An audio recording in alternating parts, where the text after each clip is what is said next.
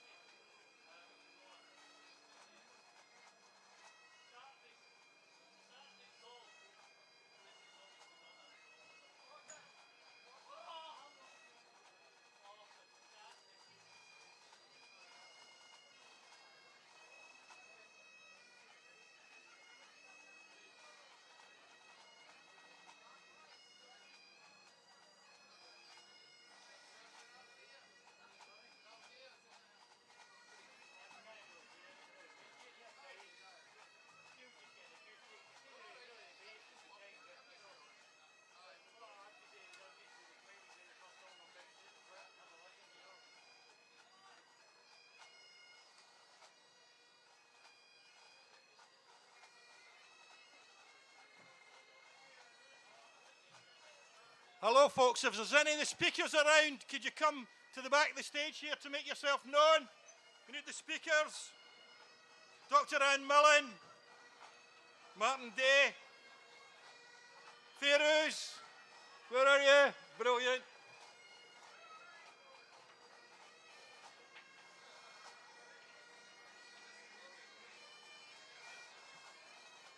Dr. Mullen here. Shiz. Right, tell her she's up. She's up first.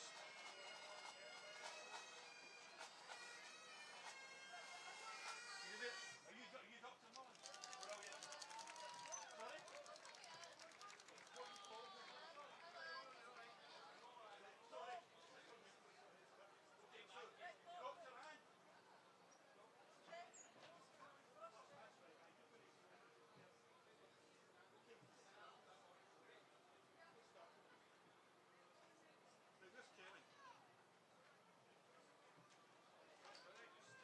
Sorry? Sorry? You're up. No, you're up. Kevin, Hey, calm down, man. Don't talk to me fucking like that, mate. Alright, just somebody else. Aye. Just calm down. Have a nice day and all that. 2, 2.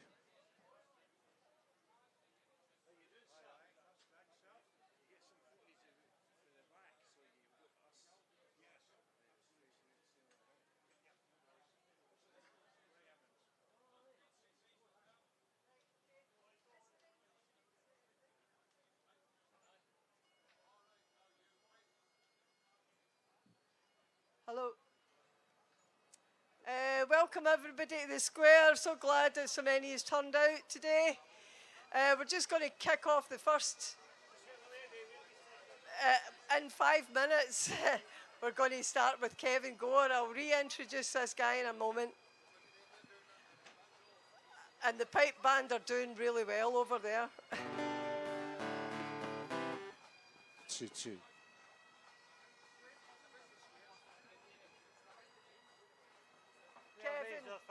I will wait to the. We'll wait till the pipe band are finished.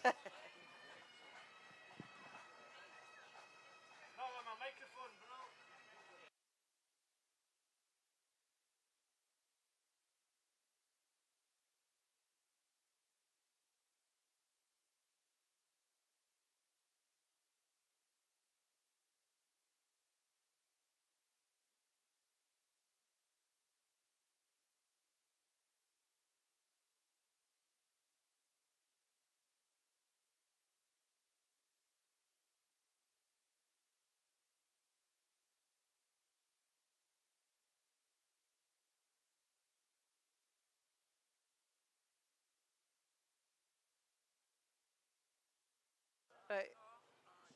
Just want to introduce Kevin Gore and Eddie Hansen with our first act of today. Welcome. Can we first of all just say thank you very much to the band for leading us in it once again. To the end of the pipe band. It's lovely to see the square filled up again. I want you to cast your memory back to 2014, the day after the referendum. That's not me whistling, by the way, it's feedback. And this square was very different. There was some young people who congregated just after the result. And unfortunately, let's say a group of thugs, a group of violent people arrived at the square and they chased them all away. Apart from two girls who refused to budge. And they stood with the salt tire just in the middle up there, surrounded by a Britannia horde. They're called the Johnson sisters, Sarah and Sophie Johnston. So there's a wee song I wrote about them, a wee tribute song to them.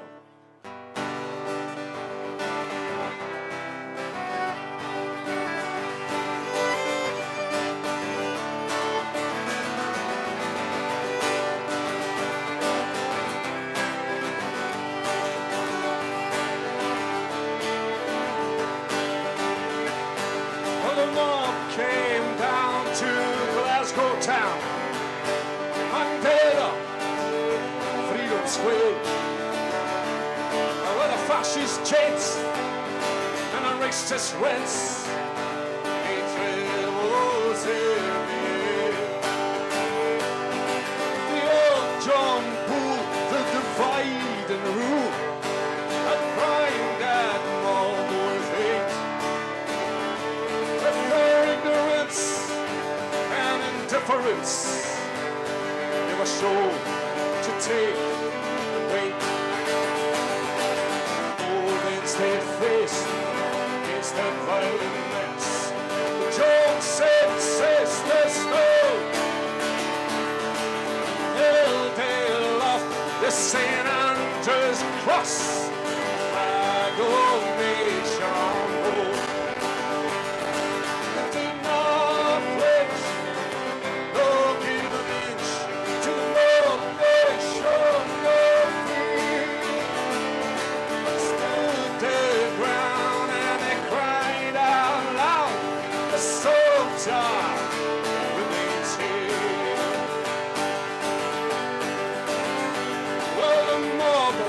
Attacked and they cooked and poached and spit, and all those who disagreed or had campaigned through peaceful gain for a country to be free.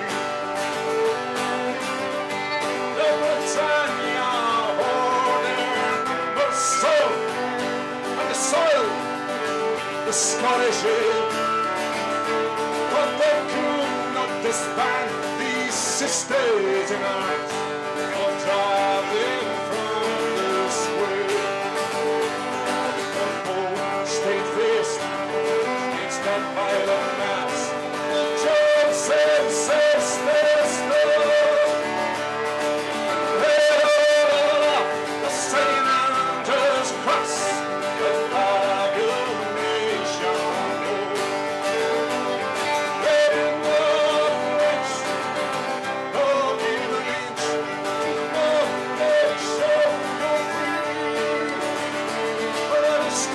ground and cried out loud, hey, soldier, remains here. Hey!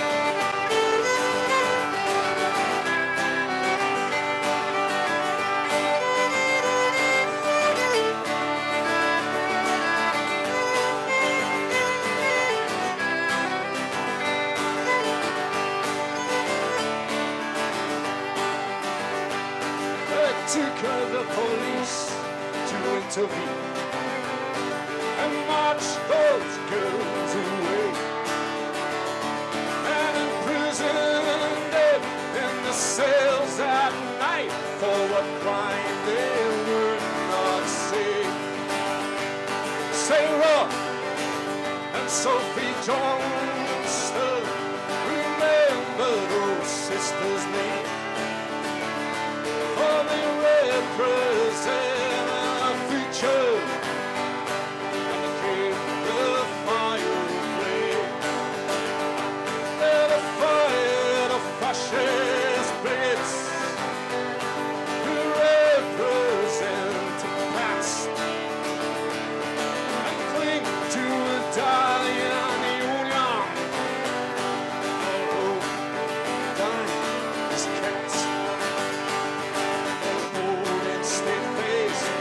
Against that violent mess, the drum says this held it up the St. Andrew's cross, a flag of nation hold. Let do not flinch, nor give an inch to the more they show no fear.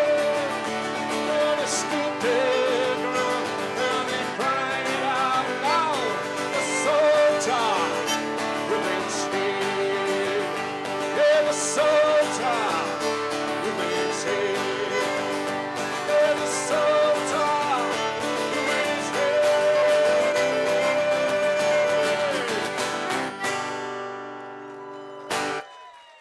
Thank you very much, the Johnston sisters.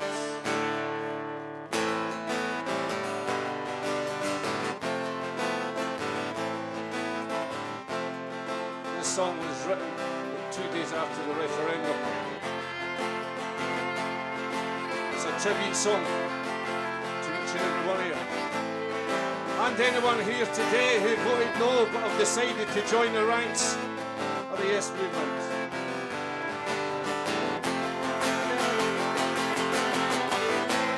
We stand proud, our conscience clear. It did not yield to the project fear.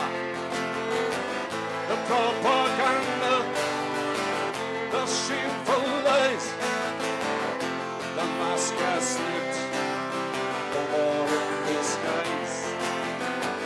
For social justice, prosperity, turn a dark country on its sculpture of poverty.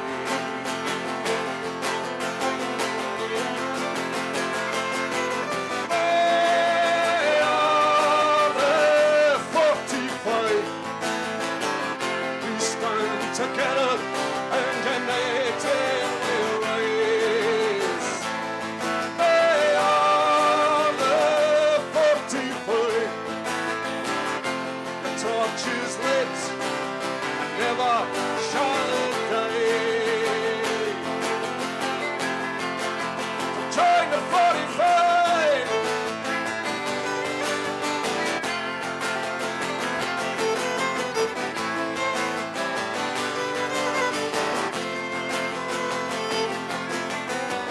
And then to trident and the legal wars, and the killing and the dying for the rich man's cause. And into Westminster, elitist road, Etonian ways of living. So come, join us, oh shoulders to the wheel.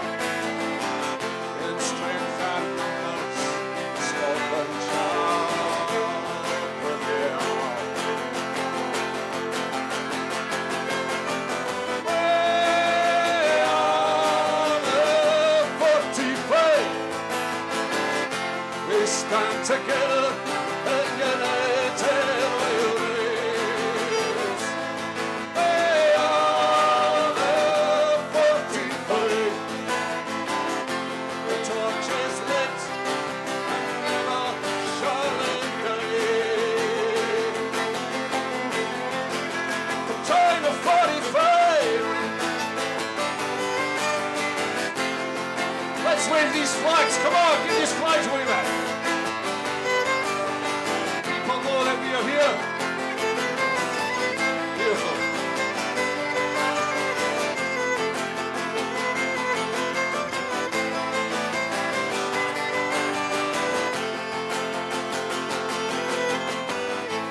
Two little rocks, they melt in the sun. Shall press on till the day is won. Till the locks they run dry, they will not yield till the dream is realized. So come join us, oh shout us to the world.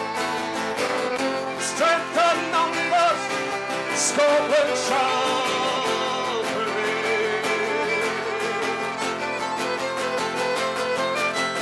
Way on the 45,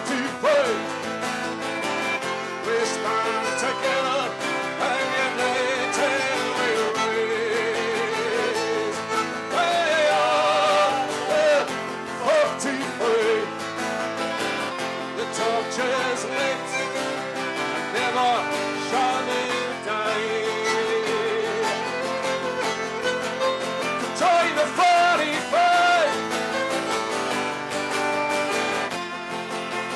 Join the 45. Join the 45. Join the 45. Join the 45.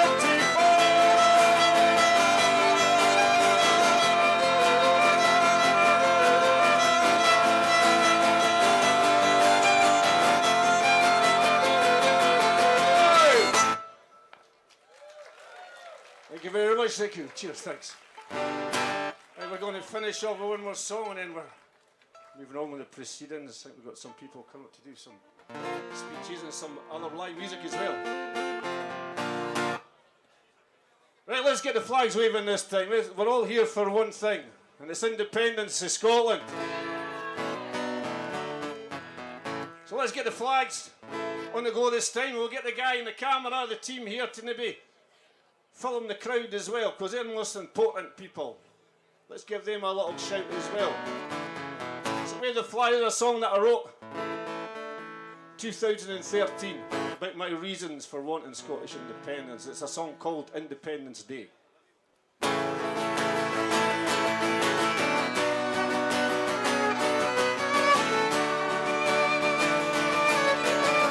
come on, get those flags waving.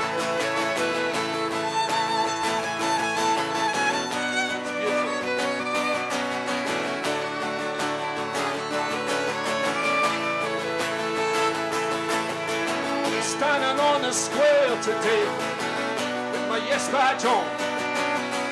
Stranger, he approached me to tell me I was wrong. Said I was a dreamer, or would I let him have his say? I say yes, my friend, I'm dreaming of Independence Day. And when that day comes around, coming will for sure. Whatever country we're all came to show. Nation of equality, fairness and respect.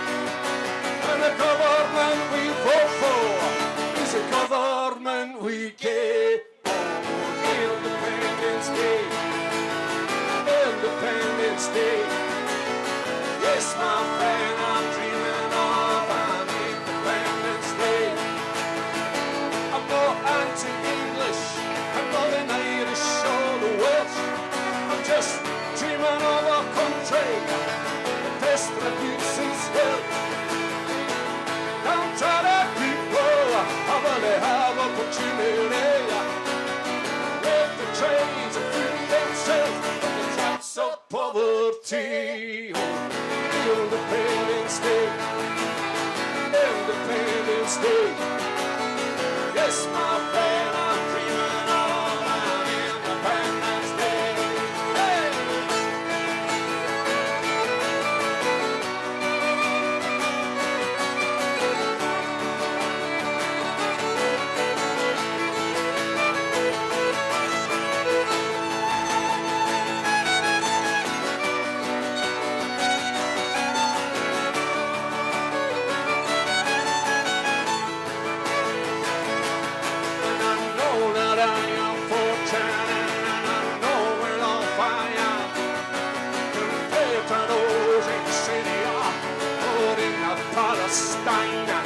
I'm just dreaming of a country one day we'll be free to determine our own future, the people's destiny.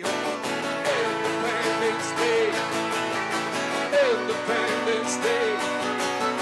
Yes, my friend, I'm dreaming of an Independence Day.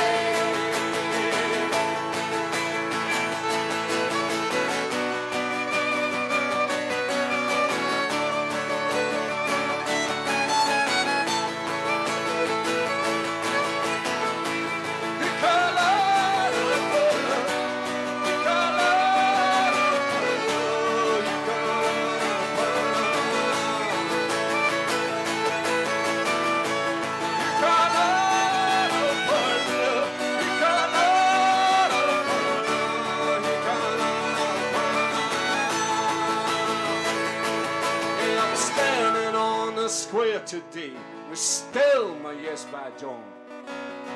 Stranger, he approached me to tell me I was wrong. Said I was a dreamer, and when I said yeah, dreaming of an Independence Day. Thanks for having us. All the best, folks. Take care of yourself.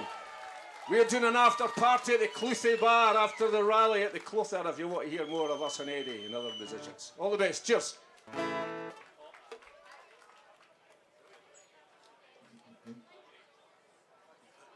Thanks, Kevin, for that introduction to the rally. Anne Mullen, could you make your way to the stage, please? She'll be up in a second. My name's Bob Fotheringham. I'm part of the All Under One Banner team, and I would like to thank everybody for turning up today. It's brilliant to see you. As you probably know, the start of these rallies, I start off by saying a few things, a few remarks, and just want to make a few points before Anne comes up. First of all, last week's council elections delivered another mandate for independence. The vast majority of people in Scotland voted for independence. So our message, and it continues to be our message to the Scottish Government, use the mandate. Give us the right to decide the sort of country we want to live in, the future that we want. Use the mandate now. That's the first point. I'm not going to take too long. Second point is about the NHS. As you know, this demonstration is about our NHS. It's about defending the National Health Service. Throughout the pandemic, we cheered, we clapped, we showed our support for the National Health Service. Boris Johnson even said it was the National Health Service that saved his life. Remember when he was on intensive care due to COVID? Well, I've got a message to Boris Johnson and to the politicians. Fine words do not put food in children's bellies. It does not give the workers in the NHS a decent wage. It does not deal with waiting lists. It does not deal with people waiting years to get vital surgery. These words do not matter. What we need is action. And if that action means that we need an independent Scotland to do it, then so be it. Let's move forward with independence and invest in an NHS. That's our message today. Second point is about the cost of living crisis. I think we've got to say about the cost of living crisis, because everybody here is suffering. We all are. And the sooner we get independence to help that, the better. But I think I've reached the level of political absurdity when Boris Johnson says to tackle the cost of living crisis, he has to put 90,000 civil servants on the dole. How absurd is that? Never mind taxing the energy companies. Never mind taxing the oil companies. Never mind taxing the armament companies. Throw 90,000 people on the dole. Simply not good enough. Quite honestly, it's not good enough. That's why we need independence in Scotland. To make sure that we invest in people, that we support people, that we build a better future and a better Scotland. And I'm going to make one final point here before I go. Not one person in Scotland should have their electricity and heating shut off because of the cost of living crisis and the energy crisis.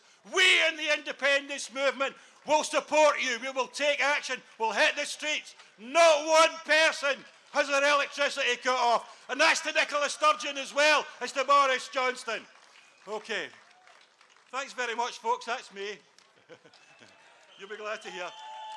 So, Anne, you're first.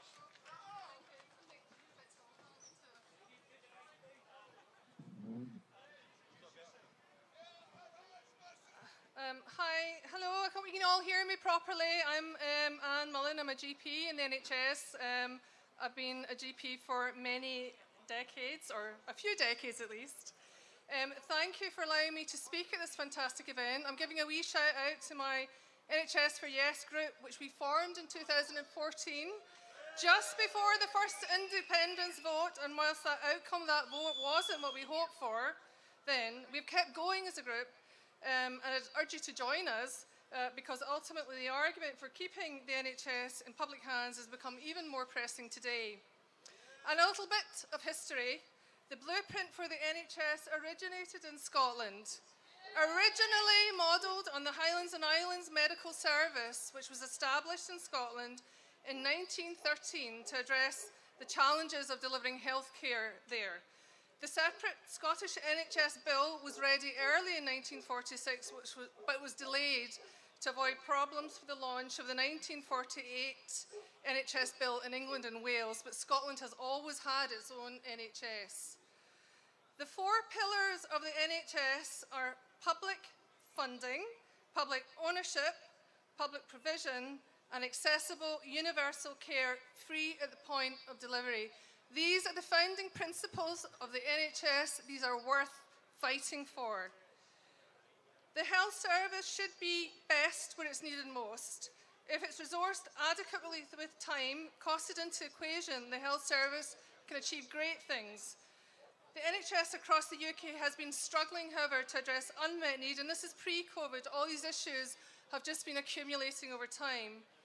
Because of sustained disinvestment via a 10-year budget squeeze, lack of capacity of hospitals with bed cuts when we've got an ageing population, and I'll soon be part of that ageing population. Major staff shortages. We have 100,000 shortages of staff across the UK, and Brexit compounds this because we have 5% of the staff in the NHS are from the EU, and that doesn't sound a lot, but when you think they are extremely highly trained professionals, it's a huge loss to the NHS. And we have inadequate provision of social care, so perhaps the time has come to bring social care under the umbrella of the NHS in Scotland and nationalise the care home sector. There is an ambitious programme of recovery for the NHS of Scotland following the challenges of the pandemic, which isn't over yet, and so do please still follow public health guidance. The key themes of the NHS in Scotland is health of the nation, delivering personalised care, reducing health inequalities, which I feel very passionately about, sustainability of our workforce, and green and sustainable healthcare. As a GP, I would support extra resource for community health provision.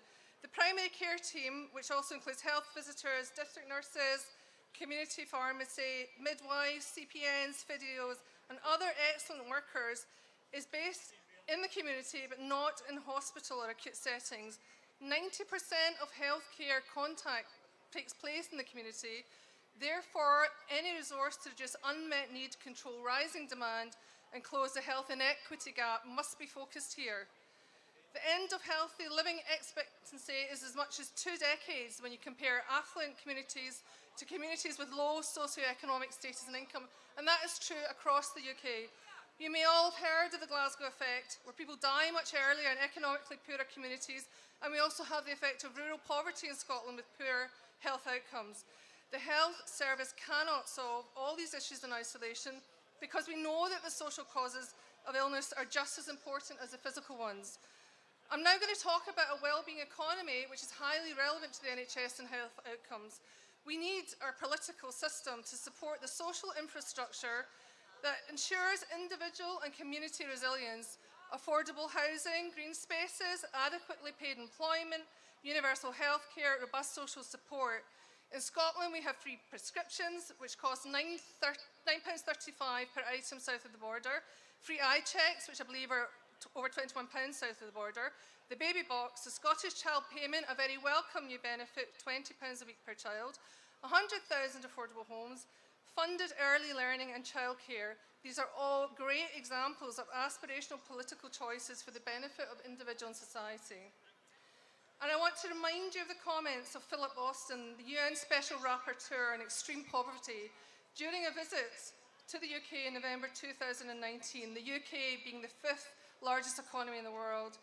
14 million people live in poverty, that's 1 in 5 people. 4.5 million children live before the poverty line, that's 1 in 3 children. 1.5 million are destitute and cannot afford housing, food, basic essential items. There are rising numbers of homeless, and the strongest indicator of homelessness in adulthood is living in childhood poverty. 5 million people were using food banks at that point, which is even more stark now because 14.5 million across the UK live in poverty and rely on food banks for survival. Does that sound like the foundation of a well-being economy? Or the actions of a government, and I'm specifically talking about the UK government now, that is working for the majority of its citizens? Most people are poorer today than they were in 2010 when the Conservative government first came to power, and it'll get worse with the living cost of living crisis. Is that something that's acceptable to us in the 21st century when there are other models of government that demonstrate what can be achieved when a humane political system evolves that makes choices for the benefit of the common good? But here we are.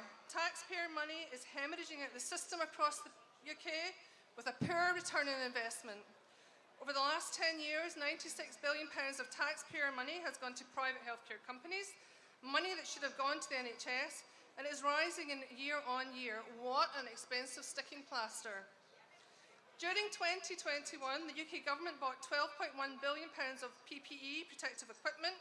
8.7 billion of this was written off due to faulty goods and the lack of due diligence with crony contracts. The test and trace scheme cost £37 billion, which according to the Public Accounts Committee has achieved none of its aims. This is revenue that is lost to NHS funding and other vital services. Perhaps people wouldn't have to live on 30p meals a day and journey on buses daily to keep warm if we had that money back in the economy. The champions of Brexit, which Scotland unanimously did not vote for, promised 350 million of new funding in the NHS each week, but Brexit has cost the UK £9 billion a year, or around 173 million a week, about 25 million a day, or just over 1 million every single hour. A column appeared in The Spectator in 1995, penned by a certain Boris Johnson, who called for patients to be charged to use the NHS to prevent free care being abused by people who can afford to pay. He wrote that free healthcare should be only for those who are genuinely sick and for the elderly, and that if people have to pay for NHS services, they will value them more. And he also wrote, it seems reasonable that the middle classes should be required to stump up for non-essential services they can well afford. This is a commentary full of disdain and a lack of understanding of the value of the NHS. Fast forward to 2022, and the UK government has just passed a health and care bill, which will allow the UK government to turn the UK system into something much more like the US system of insurance-based medical care, where 2/3 of US personal bankruptcies are due to medical bills. This has been a long project over 2 decades, but this bill will accelerate the unthinkable, and I see someone with a fantastic placard there of all the fees that you may have to pay if the NHS is privatised and went. Scotland's NHS cannot be protected under the current arrangements from this disastrous turn, and I'd urge you to read some of the very informative sites where colleagues are raising their concerns about the direction of travel for NHS England, such as Every Doctor UK, Socialist Health Association, the 99%.org. These are great informative sites, and the documents are not too long. So, until Scotland has full autonomy and control of the levers of power, we cannot create our wellbeing economy that I believe most of us would support, yes, enshrined in a written constitution with the Scottish NHS at its beating heart. Despite all the current difficulties and challenges, and there are many, the NHS in Scotland is still there for all of us, every citizen. It is the ultimate social contract, a gift economy. Support the 4 pillars of the NHS. Be as informed as possible about the aims of the NHS in Scotland. Do not be passive recipients of this precious resource, but active participants in the delivery of healthcare. Do you want to gift Scotland's NHS to the next generation, or have it stolen from them? That is the choice we must make now. Think carefully, choose wisely, Scotland, and onwards to independence.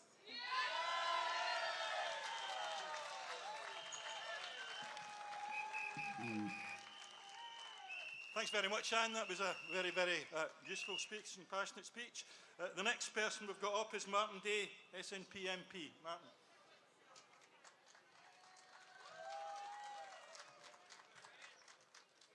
Hello, thank you. It's good to be here with you this afternoon, fellow independent supporters.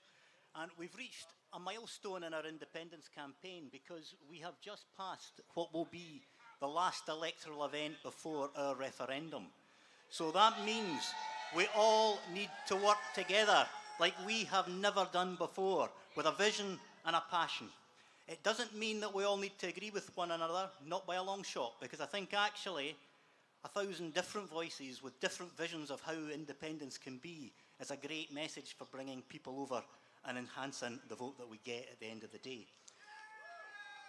There is, of course, a lot that we do all agree on, and today's theme for this rally, being protecting the NHS, is one of those themes. And we would all agree that the NHS has done tremendous work for us all during the pandemic and beyond. And I think we should all send our thanks to the people on the front lines that delivered that. So, now, the pandemic, of course, highlights a number of positives to do with home rule, because it's devolved. It shows that we can govern things sensibly. We can take the next step. But on the other hand, it also shows us the pitfalls of being held back by Westminster power and the stark reality of how decisions are made in England and through the other nations. I'll come on. I'll keep coming. Now, in England, and it's a great example, when the English health minister decides they need to spend more money, they go and speak to their friends in the cabinet, and their pal at the Treasury comes up with the money. And you know where they get it? They get it through your taxes, and they borrow it internationally, like every other country does around the world. But when we have an issue in Scotland, we don't get that. We have to wait for the consequential effects of the decisions that they make in England. That is an absolutely ludicrous position. The only thing more ludicrous than that is the fact that we have Labour and Tory politicians trying to tell us that that's a union of equals. Aye, right. Now, it gets even worse than that, because we've just had the UK Internal Market Act. And if you haven't heard of this great story to frighten the kids, you need to be frightening the kids and the pensioners with it. Because what it means is the comprehensive health service, publicly funded, free at the point of need, that we so cherish, can be undermined by British government ministers with a stroke of a pen opening up our services to what they see as market access. And that's not on. But the risk doesn't stop there either, because announced in the coming parliamentary session are the twin evils of further austerity and more power grabs. So we're at this nexus point where the Scottish Parliament can go forward with independence, protecting and enhancing the powers that we already have, or it can go backwards. And I make this statement not lightly, not glibly. The days of devolution are numbered. What comes next is up to us, each and every one of us. Indeed.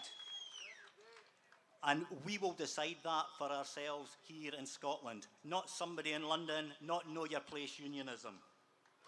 It comes down to democracy. And in Scotland, as we all know, sovereignty rests with the people, and we are the people. We have one job to do over the coming months, and that is to convince the majority of our fellow countrymen and women that independence is the way forward. And when we do that, we are unstoppable, and nothing will hold us back. No wee lousy haircut boy down in London. We're doing it, and we're going to take us there. Woe betide anyone that stands in the way of history. And I've got a wee story to tell you, because independence is normal. It's what every other nation does. My partner's here in the front row, and as you can see from looking at her, she's from India. And a few years ago, I was across visiting my in-laws for the first time in Kerala, and we were in Trivandrum.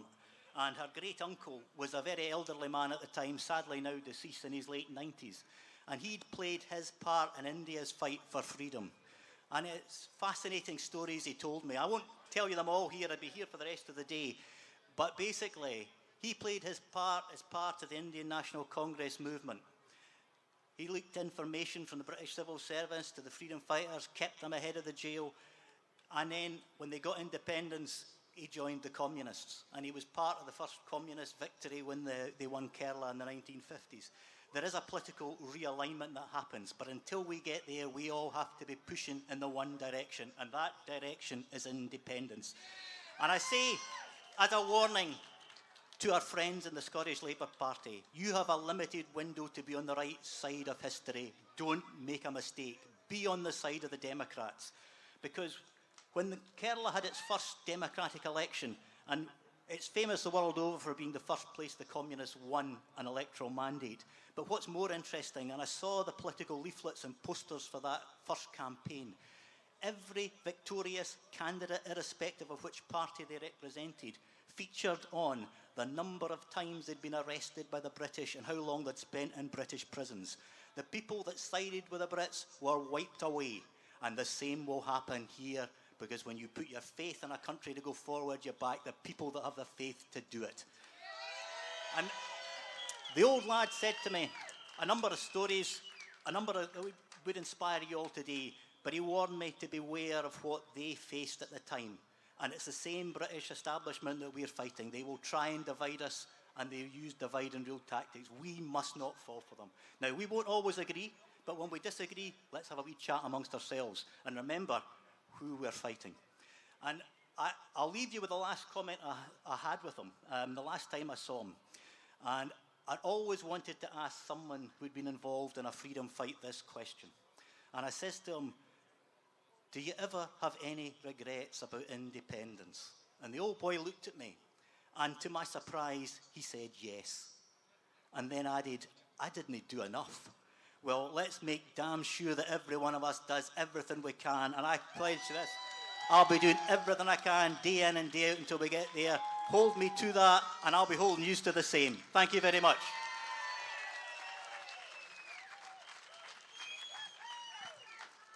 Thanks, Martin. A couple of wee announcements. First of all, Mike Fennick, who runs a declaration for Sovereign Scotland, is taking signatories over by the India 2 Cafe. So if you want to go and sign his declaration, you're welcome to go over there. Second wee announcement, somebody left a purse at the cafe. So if you've lost your purse, wee tartan purse, come up and get it from me behind the stage here. It's here for you. Okay, next speaker is Feroz. Feroz is an NHS worker, anti-racist activist and a trade union activist. She's up here to give us a few words. Feroz. Thank you.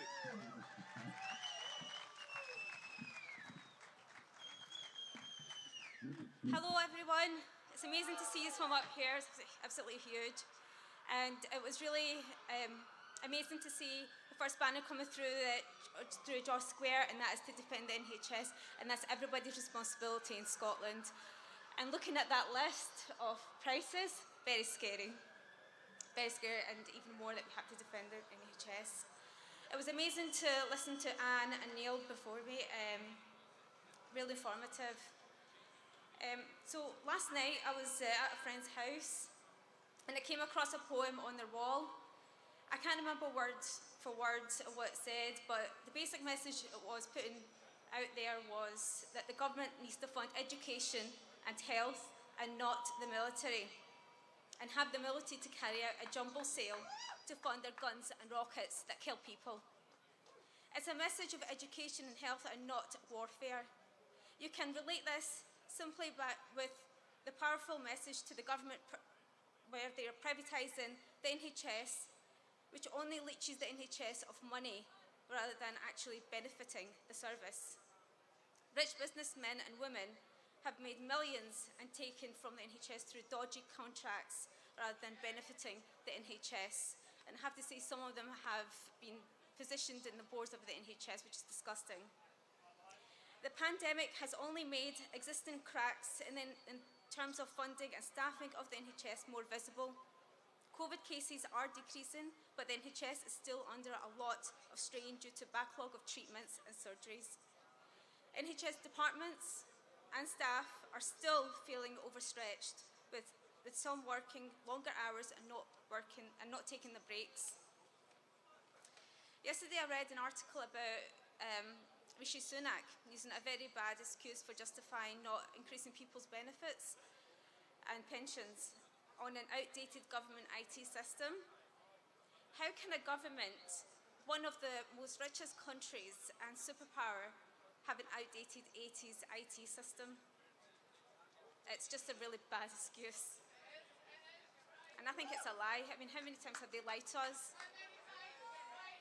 Westminster have no respect for the public and their basic human right for healthcare. Instead, they fill us with lies and take our money to cover their mistakes and wrong dealings. There are more food banks, more than before. Even some NHS staff actually use food banks. The situation is only going to get worse with increasing living costs and taxes. Our wages have already decreased by £100, while inflation is increasing. It's time for a change. It's time for our voices to be heard. It's time for our independent Scotland has to take full control of the health budget to repair the damages Westminster has caused. We do not want the NHS to be privatised. We want it to be funded to a capacity where it can offer full and equal health service, increase staff number for safe practice, and pay staff what they are due. I really hope everybody can take pride of what you have done today and just continue the fight for equality, fight for independence, and what is right for us. Thank you. Thanks very much, Firouz. Thanks very much for all your information there. And we'd just like to bring in another little bit of music from Leslie O'Brien from the band Kitlin, who's a 21st century modern day folk band. So this is Leslie O'Brien. Big hand.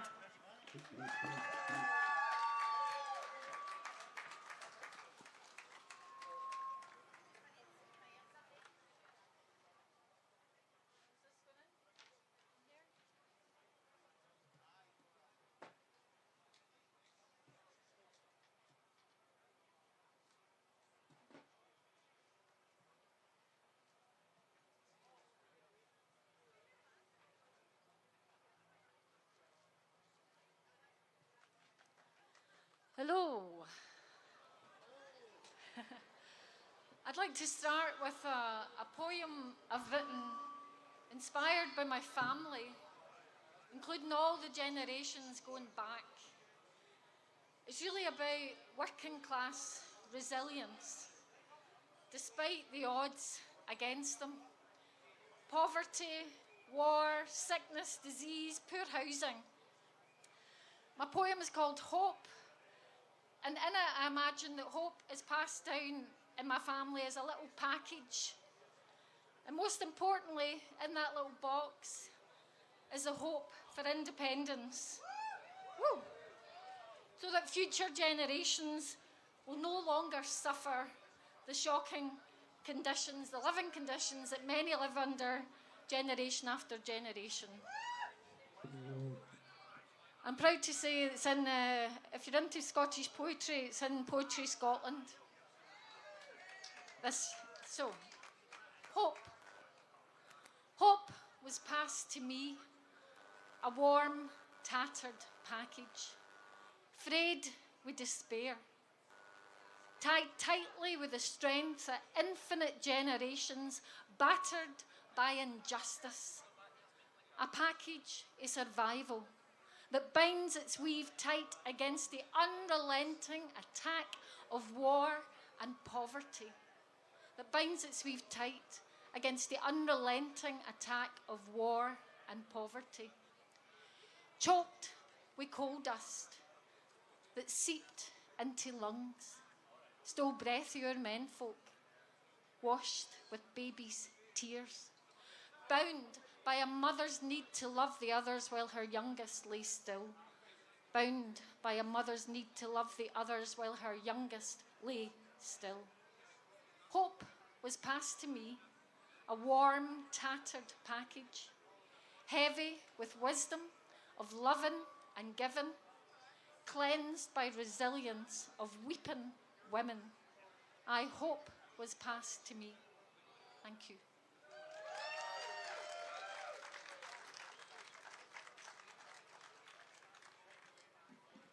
This next one, I'm joined by Jeremiah on the glockenspiel. This poem's called The Dumgoyne Goddess. It was inspired by the Dumgoyne Hill just outside Glasgow. And when I'm up close to Dumgoyne, I can see a female image. I can see in the rock, in the trees, in the fauna, this silhouette of a woman. I can see her ancient face, I can see her breasts and her body lying there. And I'd like you to imagine that she is the rising spirit of Scotland as she calls us for independence. And it goes like this. By Dumgoyne Mound, there's a goddess to be found. By day she lies a mummy in her tomb. At night she rises out of Dumgoyne's womb. With bramble coat and fern fat fleece, she stumbles down by roots and clabber. Mid stour and beast and glowering moon, she sups Craigallon water. By swirling crow she dips her toe and floats upon a lily pad. West Highland walkers come and go, oblivious to this bonny lass. But Carbeth hutters know her ways and feast upon her halcyon days.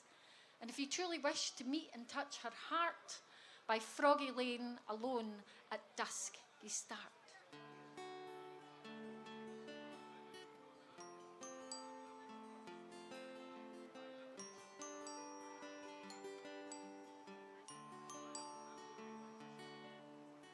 Velvet green stepping stones for fairy feet that flee o'er the lull of the Ushkaba. It's my kick, I must come once per week.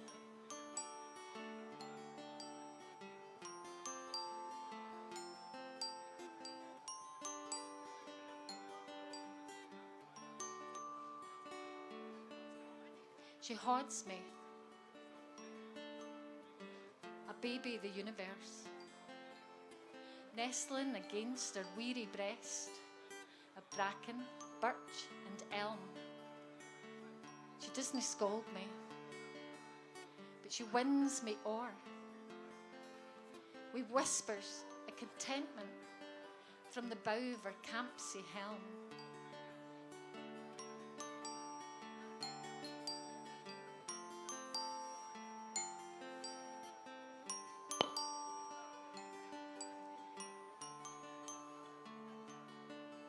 She blaws nae wind, but I feel the cold kiss of winter on my cheek, her gentle reminder that you must come once per week.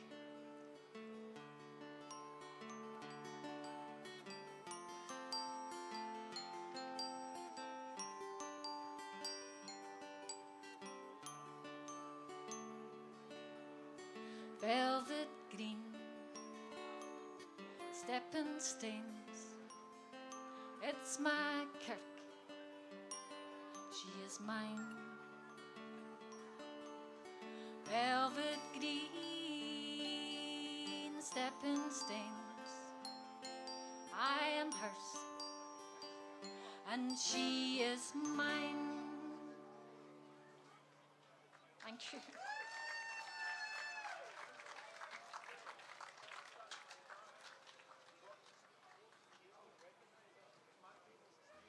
I'm going to do a wee song for you now, and it's called Wrap My Heart. I co-wrote it with the fabulous Glaswegian songwriter Jim Byrne. He helped with the music.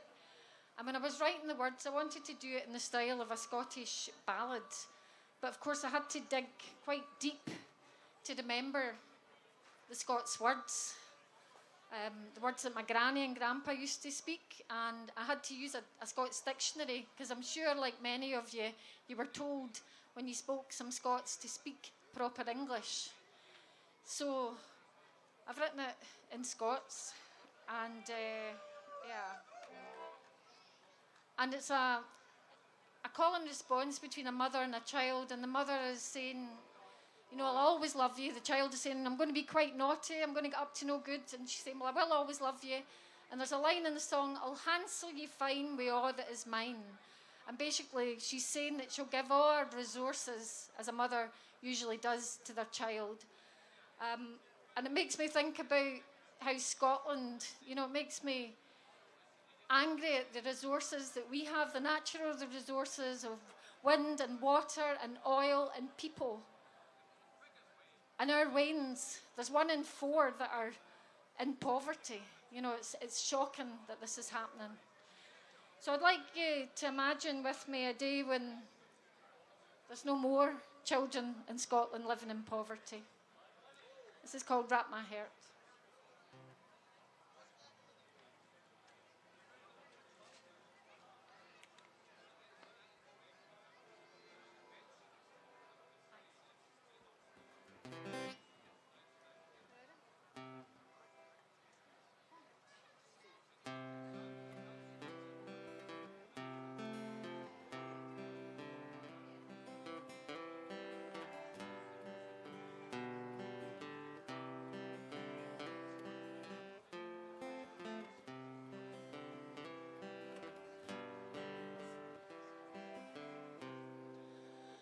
Wrap my heart in a shawl of your love.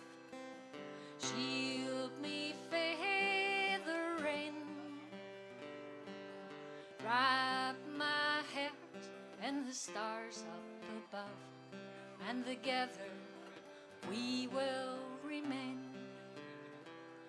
My bonny wee chiel, how happy to bide. Haud ye close fae the start, how hansel ye fine wi' all that is mine.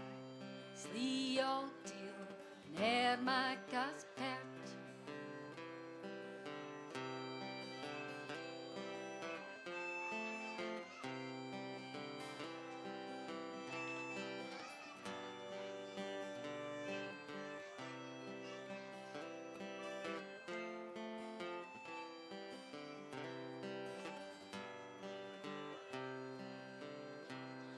O mother o' mine, ken old feather time, may snack bands her blood. Fashion dream, a wicked skelpie, toss and tumble into the mud. I'll wrap your heart in a shawl, my love. I'll shield ye fae the rain. I'll wrap your heart in the stars up above, and together we will remain.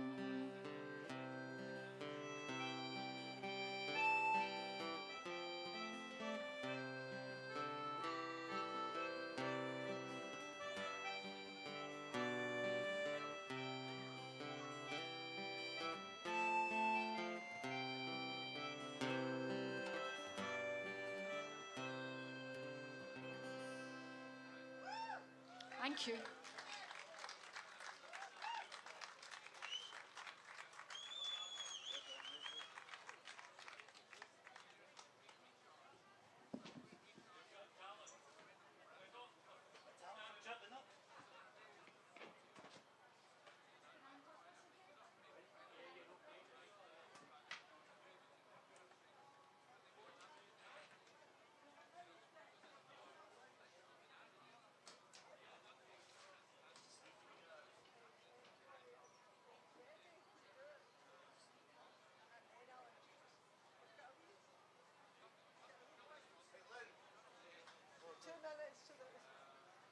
We've got a wee quick announcement here from the Indie Cafe.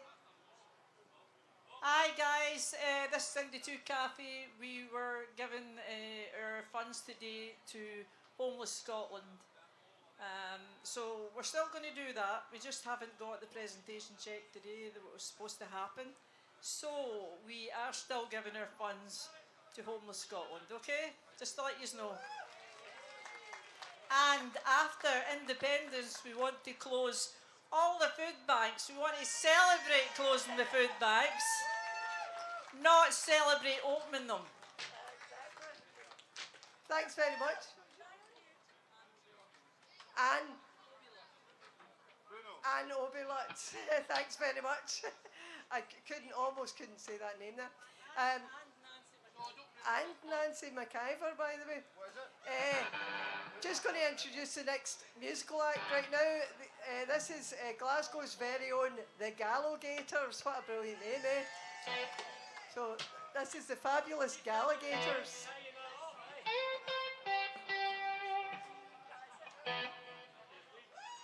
Hey, Henry, sorry, fuck's sake, can you do it, man? I'm sure they'll be ready in a minute.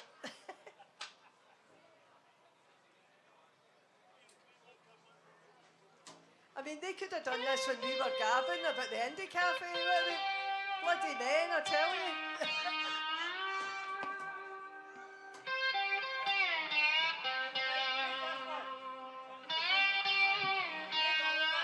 Move it over.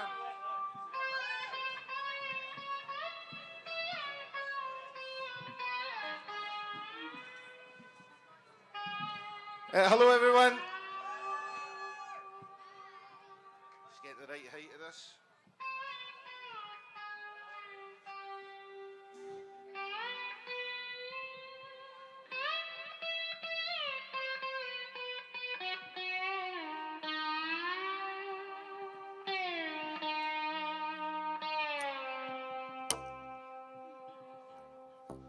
Okay.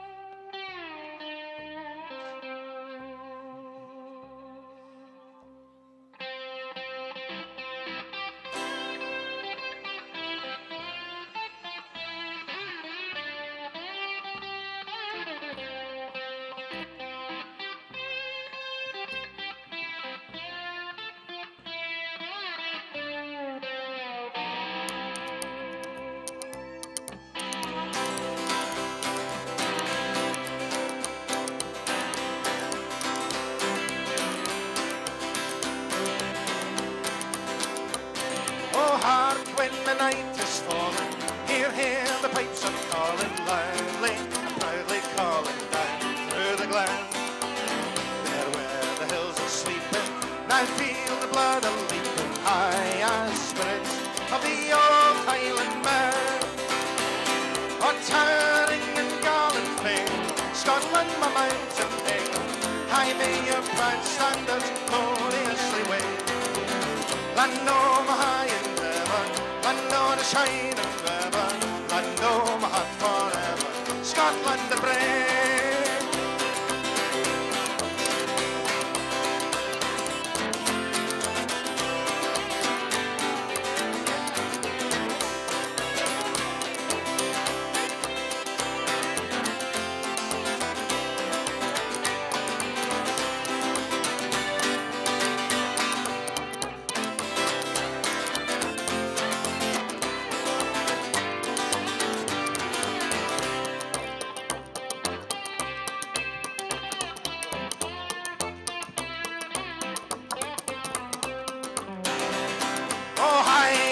misty highlands, out by the purple islands, braver the hearts that beat beneath Scottish skies.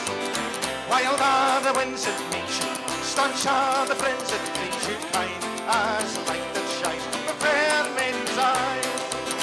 Oh, towering and gallant flame, Scotland, my mountain head, high may your proud standards gloriously wave. Land o' my high and ever, land o' the shining river, land o' my heart forever, Scotland the brave.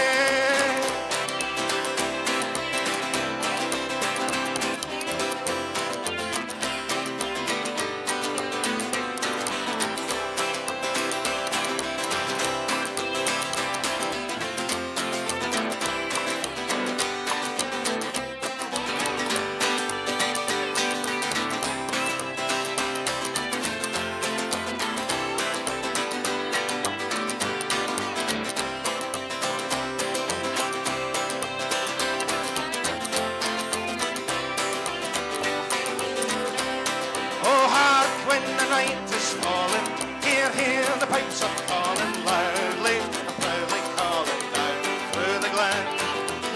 There where the hills are sleeping, and I feel the blood a leaping high as spirits of the old Highland men. Oh, towering and gallant fair, Scotland, my mountain air, high may your proud standards gloriously wave. Land o' my high endeavour, land o' the shining river, land o' my heart forever, Scotland the brave. Oh, towering and gallant brave, Scotland my mountain air, high may your proud standards gloriously wave. Land o' my high endeavour, land o' the shining river, land o' my heart forever, Scotland the brave.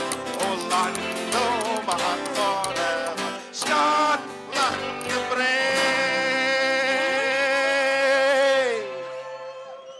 Thank you. This microphone.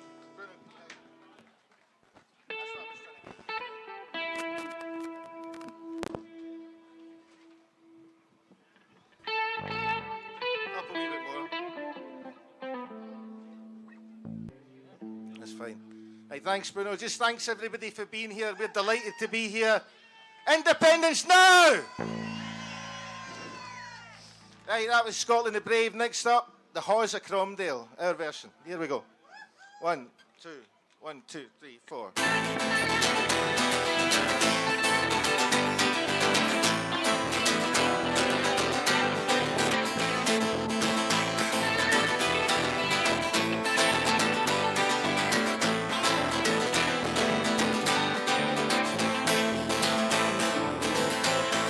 As I come in by Auchindown, just a wee bit frae the town, when tae the Highlands I was bound to view the Hawes of Cromdale.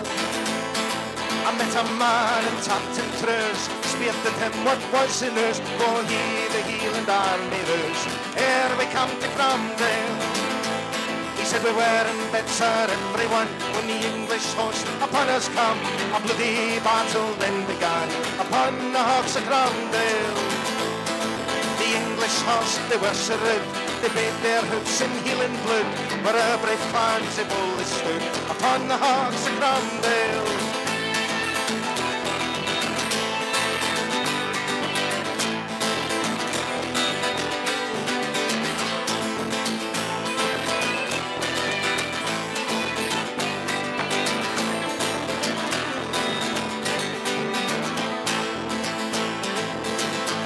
But alas, we could no longer stay. At over the hills we come away, and sair we did lament the day, ere we come to Cromdale.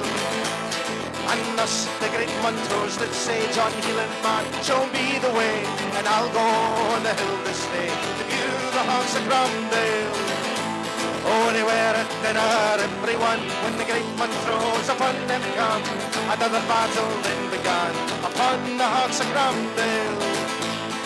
The Grant, Mackenzie and Mackay, as soon as great Montrose they spied, then they fought right valiantly upon the Hawes of Cromdale.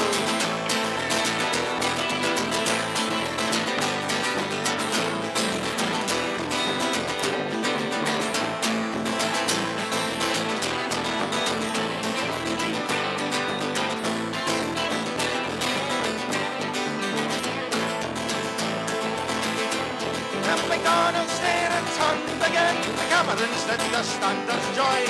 The Macintosh played the bloody game upon the Hawks of Cromdale. On the Gardens Bowley did advance. The Frasers fought with sword and lance. The Grahams made the heats to dance upon the Hawks of Cromdale. In the loyal Stuarts, Wayman throws, Bowley set upon their foes. Make them blow with healing blows, make them blow at Cromdale.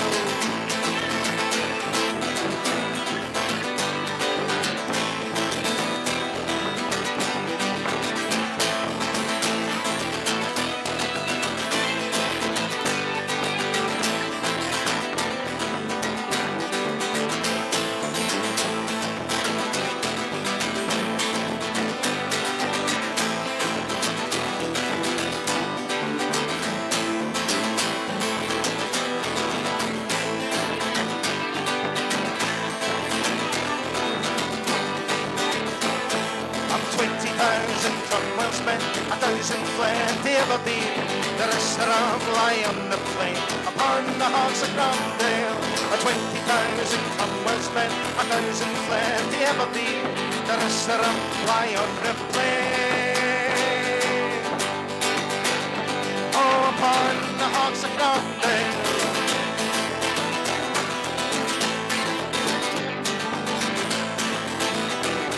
Upon the Hawks of Cromdale.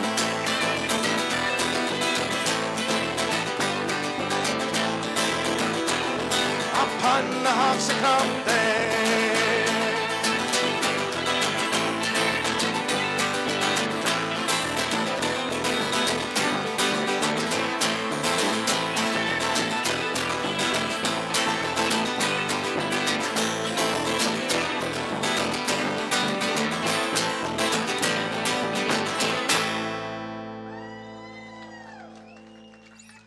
Thank you.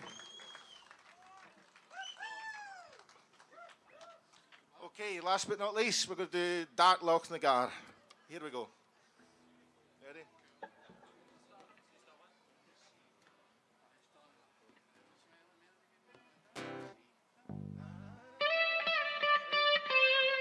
Here we go.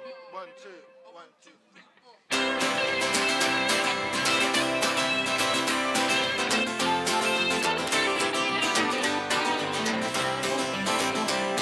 I'm walking green landscapes, the gardens of roses, and you who led the vineyards of luxury road, and restored me the rock where the snowflake reposes, and still they are sacred with freedom and love. Brave Caledonia, here are my mountains, round their white summits, the elements war, no cataracts roar. Stand the smooth down mountains, I sigh for the valley of Dark Loch Nagar. Oh, brave Caledonia, here are my mountains, I sigh for the valley of Dark Loch Nagar.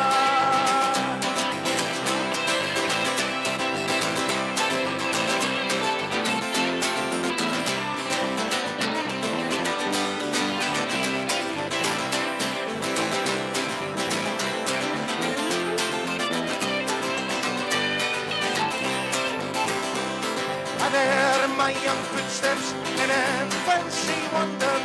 My calm was the bonnet, my cloak was the plaid. On chieftains that haunted, my memory lingered as daily I strayed through the pine-covered glade. I sought not my home till the day's thy glory gave place to the rays of the bright polar star. My fancy was cheered by the bold martial story as told by the sons of Dark Loch Nagar.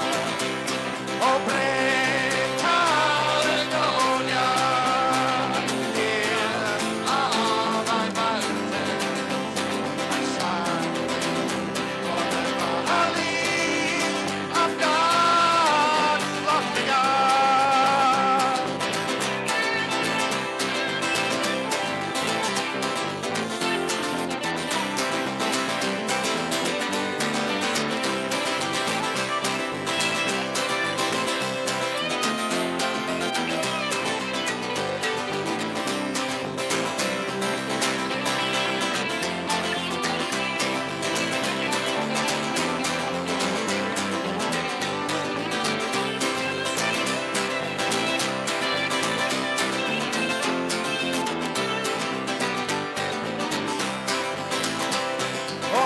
Years have rolled on, locked the gap since I left you.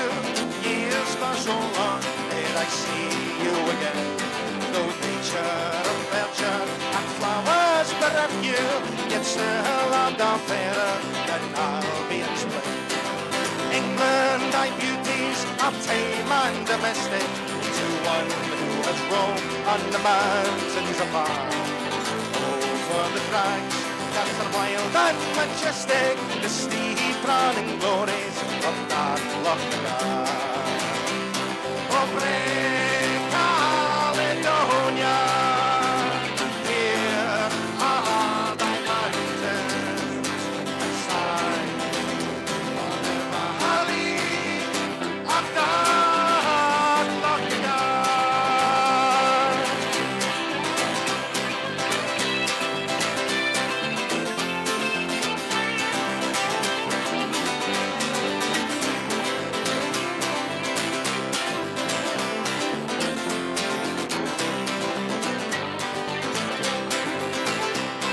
Start now the brave, then no vision foreboding, tell you that fate had forsaken our cause. Yet were you destined to die at Culloden, though victory crowned not your fall with applause. Yet were you happy in thence healthy slumbers, you sleep where you plan in the caves, O brave man. The keynote sounds the pipers like numbers, your deeds to the echoes of that Loch Your deeds to the echoes of that Loch Oh, brave Caledonia, here are thy mountains, I sang the valley of that Loch Oh, brave Caledonia, here are thy mountains, I sigh for the valley of that Loch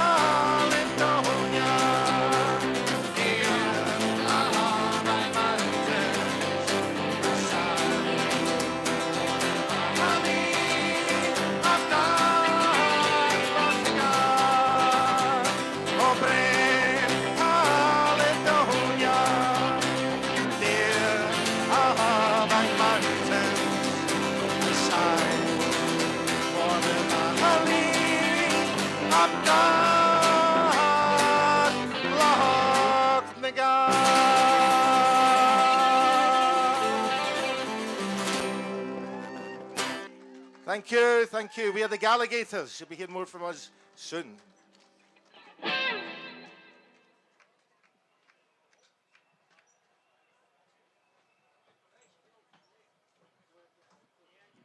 Hello, folks.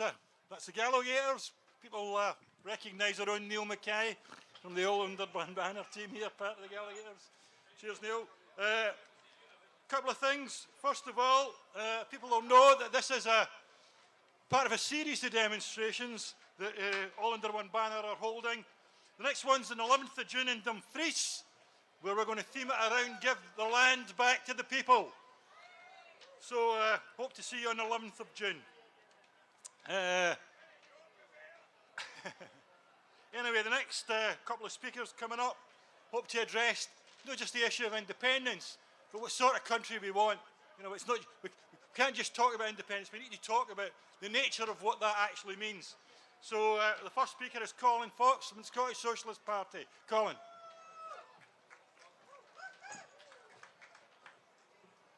Thank you much, Bob, and thanks to the Celtic supporters arriving over on the left-hand side there. I'm proud to be here on behalf of the Scottish Socialist Party and proud to be part of the independence movement as we have been for the last 25 years. And we are proud to be an integral part of an independence movement whose message is that independence is about change. Independence is about transformational change. Independence isn't about keeping things the way they are. It's not about keeping the pound, keeping the Queen, keeping Trident, keeping the exploitation of working class people by the rich. No, it's about changing all of that. That's the message that independence is about. And that's the message that I believe we can win majority support for in Scotland. A message that says independence is about an end to fuel poverty in an energy-rich country like ours.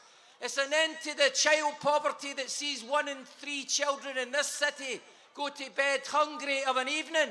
It's an end to the exploitation of working class people by the rich and the powerful. That's what independence is all about, and that's what our message today is all about. Am I right? Of course I'm right. And I have to say there are people in the leadership of the independence movement who insist that our priority has to reassure Scotland's middle class that nothing will change. And they're wrong, quite frankly, they're wrong. We're never going to win a majority if the message that we send out is we're going to keep things as they are. And the middle class will have to come to terms with the fact that in independent Scotland, they're going to have to pay more taxes. They're going to have to accept that our health service remains and belongs publicly owned by the people of Scotland who built it and who stand side by side by it. Because our message that independence is all about change is conducive to the idea that a majority of working class people will support it. That's what our message is all about. And I have to say, our movement, this independence movement, is at a crossroads today.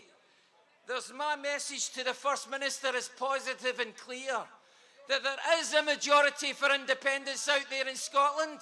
There is, if we make it on terms that working class people can see it's to their advantage.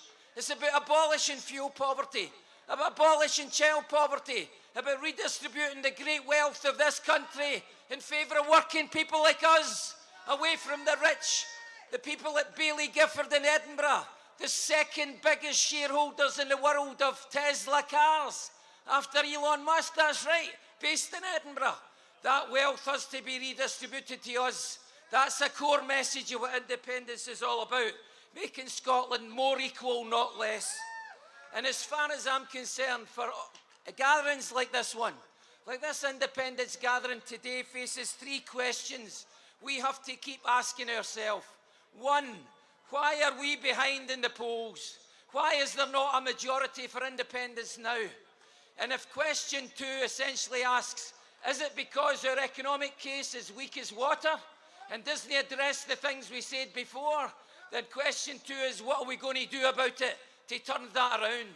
And the third question we have to confront is, if Boris Johnson and Sir Keir Starmer, that knight of the realm, the first knight of the realm ever to lead the Labour Party in 125 years, if Boris Johnson and Keir Starmer are saying Scotland can't have a second referendum, and 600 MPs at Westminster are saying the same thing, then we have to address the question, what are we going to do about it?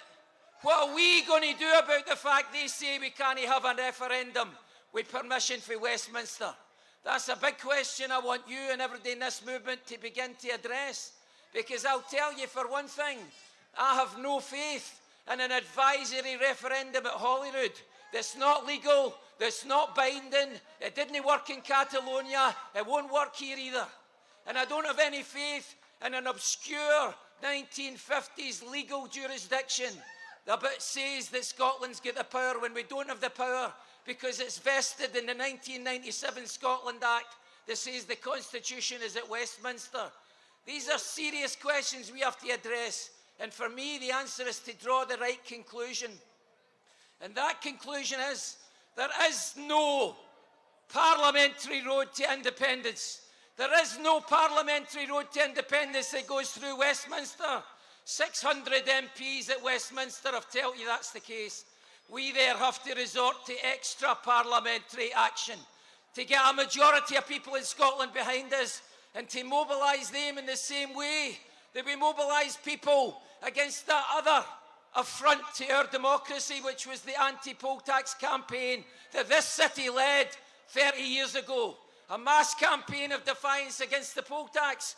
We need a mass campaign against defiant and the idea that we are not going to decide our future, because we are. The majority of people in Scotland will decide if Scotland is independent. And it's our first priority is to win majority support for that we don't have at the minute. And I want to finish here with giving you the same assurance the other speakers here gave. This is a united movement where we have to talk to one another in conversations and solve these questions of tactics and strategy together. And we do that together. You can rest assured the Scottish Socialist Party has adopted that attitude for 25 years of working with our comrades and friends in the independence movement to win our sovereignty and to build that independent socialist Scotland, the modern democratic republic that you and me and so many others want. Thank you very much for your time. Okay, folks, our next speaker is Angela McCormack for the Socialist Workers' Party. Now, Angela isn't just an independence activist, she's also an FE lecturer on strike just now. So, big hand for Angela. Thank you. Cheers, Bob. Thank you all under one banner. I mean, I really mean that from the bottom of my heart. When you look at the NHS, you have to say thank you to all under one banner, because sometimes somebody just has to step up. Have you not watched over the last few weeks and months and think, what are we doing? So all under one banner, everybody that's been here today has to be absolutely congratulated. I want to talk about the cost of living, the NHS, and have a wee bit of a rant. And if I'm going too long, Bob will shut me up.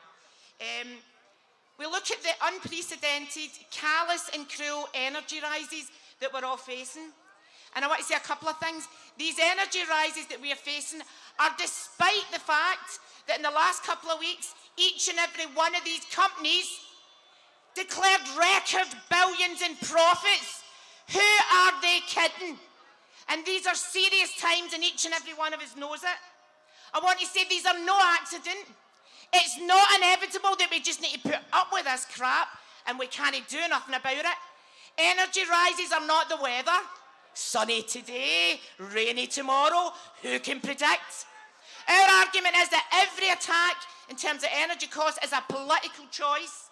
The rich in this country are getting richer, and they're only rich because we are poor.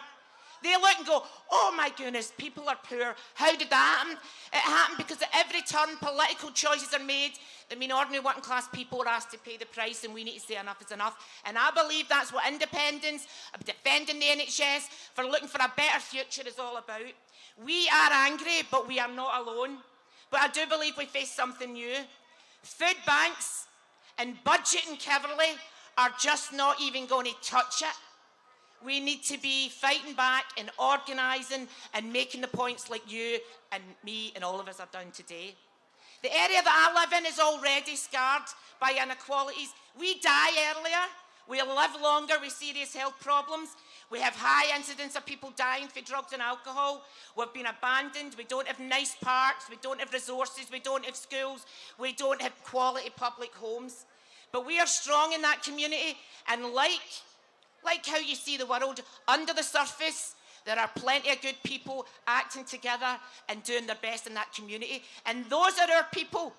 No, the bloody Tories and the rest of them. In the midst of this, our public sector workers, care, health, education, cleansing, rail, buses, everything that we rely on, everybody that works has been told, oh, it's a wee shame, you need to pay the price. It's not enough that your family lost their lives putting themselves on the front line during the pandemic. No, you need to pay again. You need to pay again financially. We need to stand up against that. And we need to talk to our people in our community, because we're getting bombarded with this nonsense day in and day out. And we say here today, no way are we paying again. Let the rich pay once in their easy lives. Let them pay. They don't even pay their bloody dues. One of our family members recently needed a scan, an urgent scan, for which there was 12 weeks waiting list. And we went home and we Googled, and a 30-second Google revealed that with £500 in your pocket, you had a choice of scans within 24 hours. We know the difficulties that we have. We look to England and Wales and their health service, but we need to call it out. We have got a two-tier health system. I'm 50 odds. Nobody I ever knew, ever in their life, paid for a single health service. But you know you're hearing that dripping in.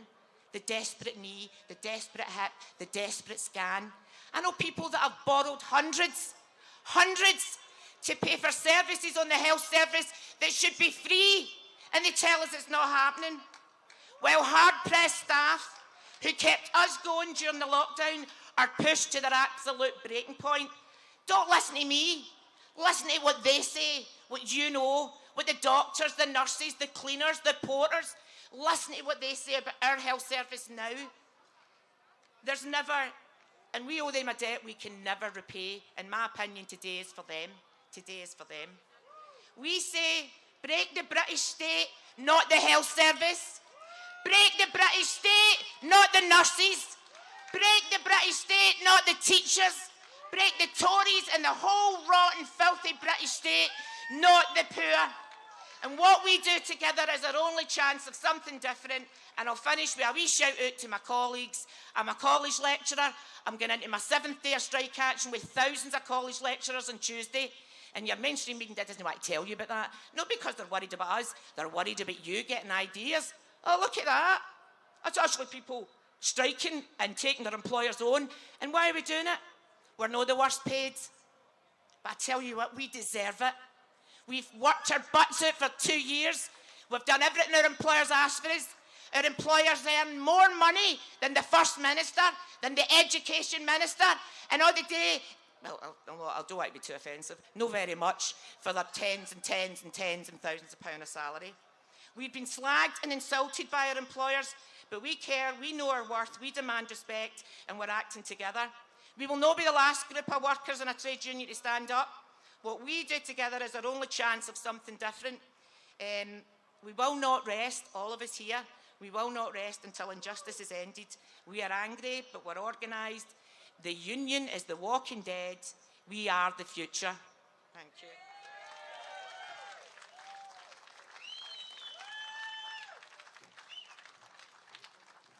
Thanks, Angela, for that brilliant speech there. Thank you. Neil Hanvey, is he here? Neil Hanvey? Nope. Okay. We're just going to have another wee musical interlude. And this is from the Pedro Essentials. And they're pretty much a light-hearted indie nonsense group.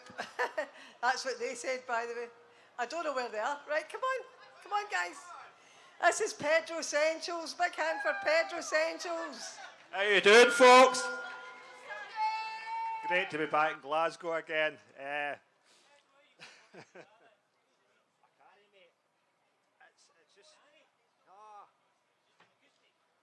think we've got a slight technical issue here. I've not got a semi-acoustic guitar.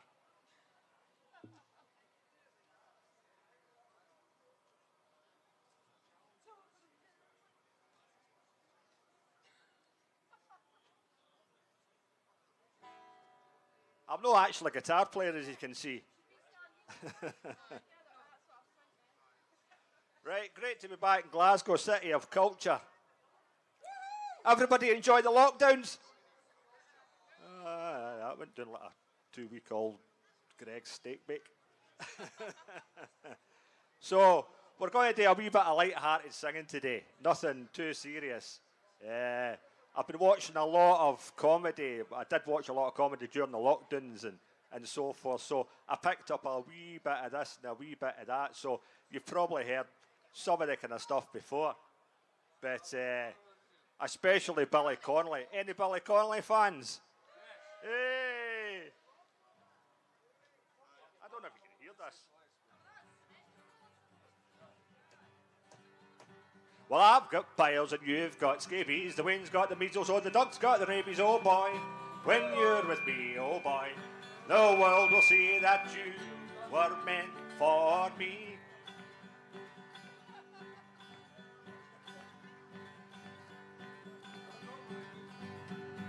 Hear that better? Well, I'm losing my hair, my arse cheeks are falling. Our 6 kids are I was balling. There's nappies in the sink and there's toys in the stairs. When I ask you for support, you say, "Mon the Celts!" All my life I've been kissing your left nipple, 'cause your right one's missing, oh boy. When you're with me, oh boy, the world will see that you were meant for me.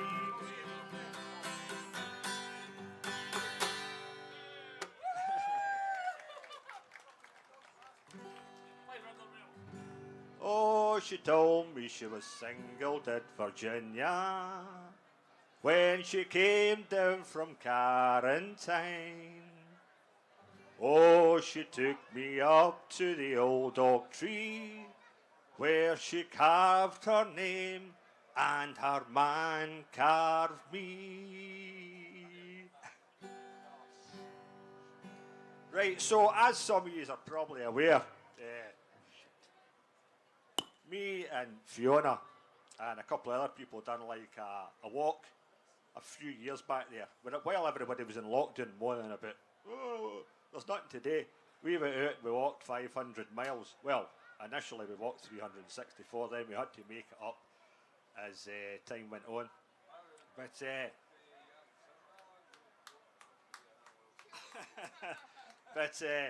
this is a wee kind of like, due to time constraints, this is a wee medley that we made up. You got the napkins.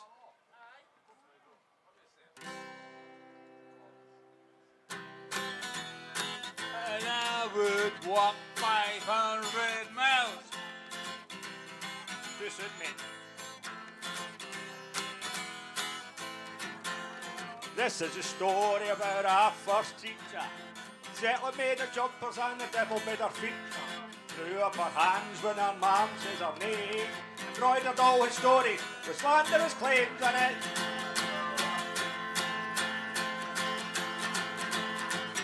Over and done with, it's over and done. Over and done with, it's over and done with.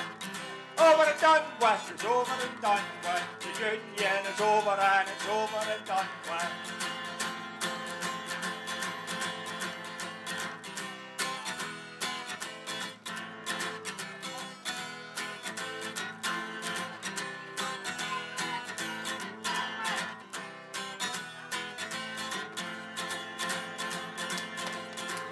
This is a story about losing my virginity. I held my breath and my bed held its trinity. People are sick and no saints, no mystery. Sometimes I feel like my sex has no history. Over and done with, it's over and done with. Over and done with, it's over and done with. Over and done with, it's over and done with. The union is over, it's over and done with.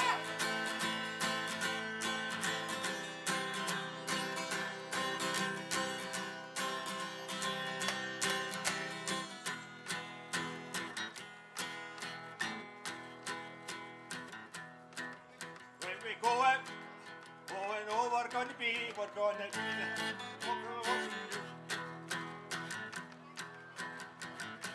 come on, sing up. When we wake up, oh, we know we're going to go. We're going to fly the flag of red and white and blue.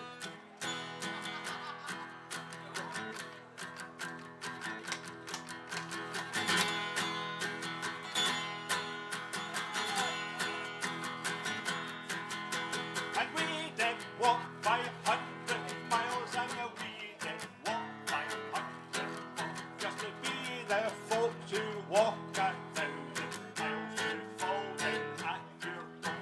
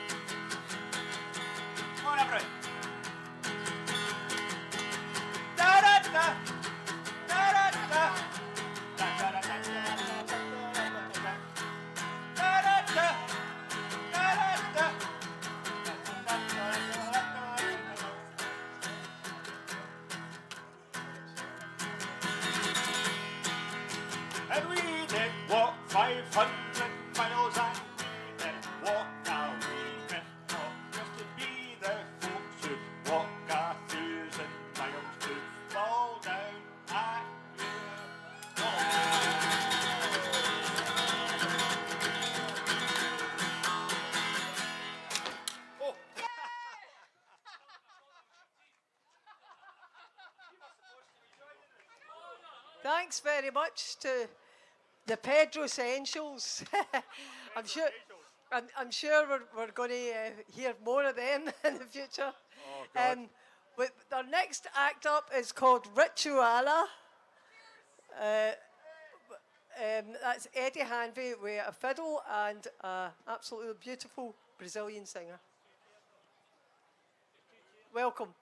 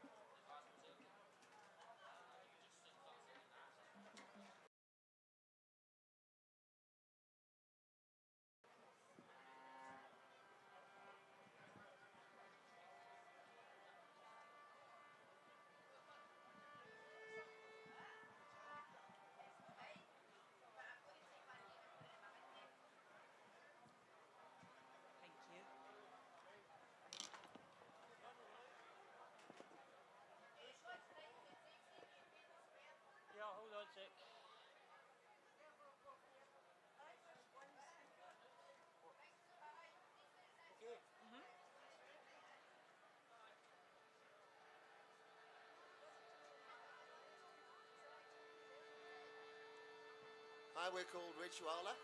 This is Julia over here. She's from Brazil. My name's Eddie. I'm from the equally exotic town of Huddersfield. We do world music. We're very honoured to have been asked to play here to defend the NHS and to support Scottish independence. This is a song by Robert Burns.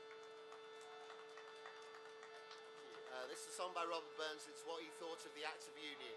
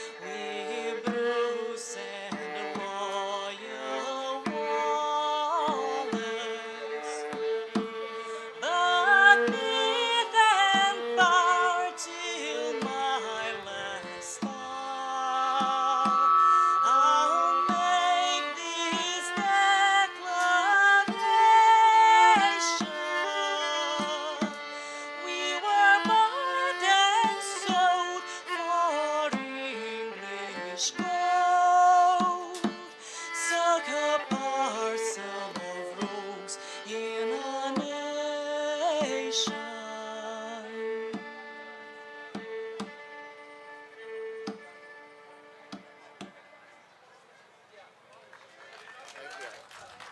you.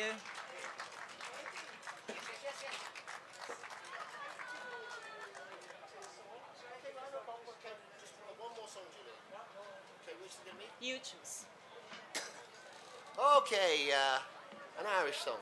Okay. This is an Irish song. It is relevant.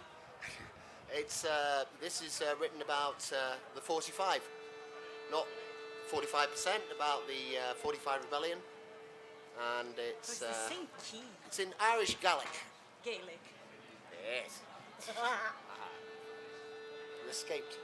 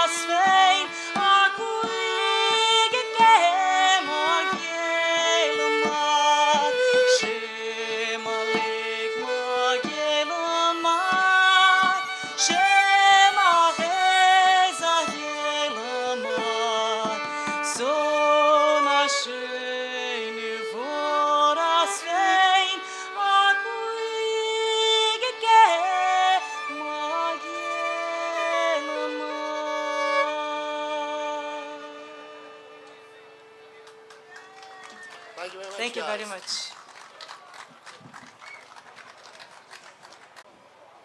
That was a nice bit of peaceful music there, and amongst everything. I'm just going to introduce our last speaker for today. It's Julie McAnulty, and she's speaking on behalf of the ISP. And thanks very much again to Rituala. Thank you. And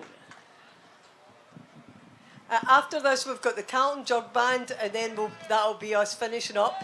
So we've kept the best till last. I'm only kidding on. But of course, I know, I'm telling the truth. Get this microphone away from me.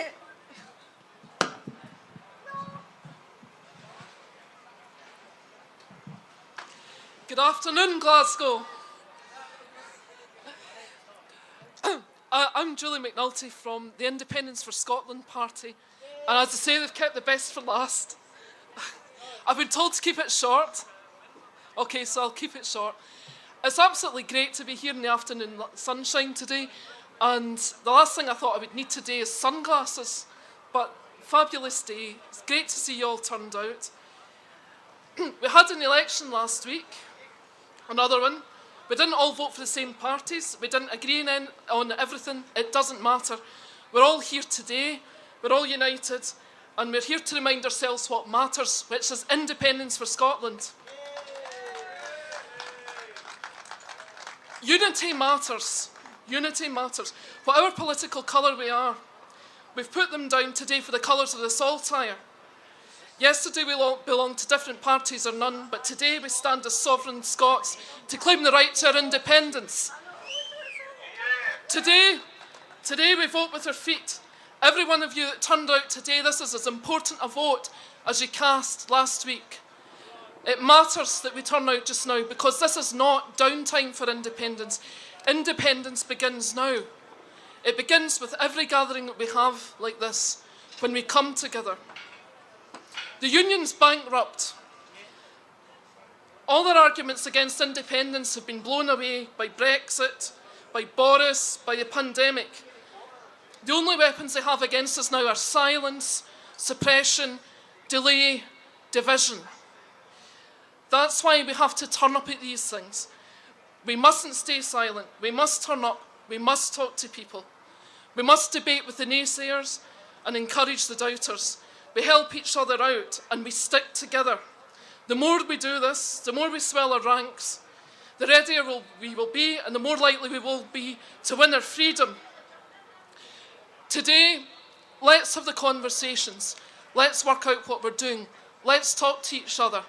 Afterwards, in the pubs, with a bit of good music, a bit of good drink, let's sit down and talk together and see where we get. We will be heard. Our movement will be heard. This is our country. Scotland is our country. And this country, it's in Scotland. It's not Westminster, but the people who are sovereign. Thank you very much.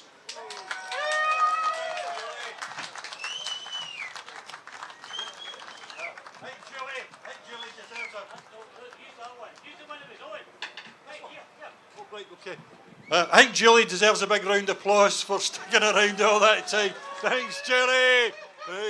Right, Julie was our last speaker. We're going to finish off with the Carlton Jug Bag. But just to say a few words before we pack up. First of all, thanks for everybody for coming. Brilliant for you to turn out. Thanks for the team, the stewards, the Under One Banner team, everybody that's helped today. This is about independence and about the National Health Service. So remember, that's what our message is. Independence, defend our NHS. Final point, 11th of June in Dumfries. Let's see you there. Thanks very much for turning up, and then we'll finish off with the Carlton Jug Band, and we'll see you around. Bye.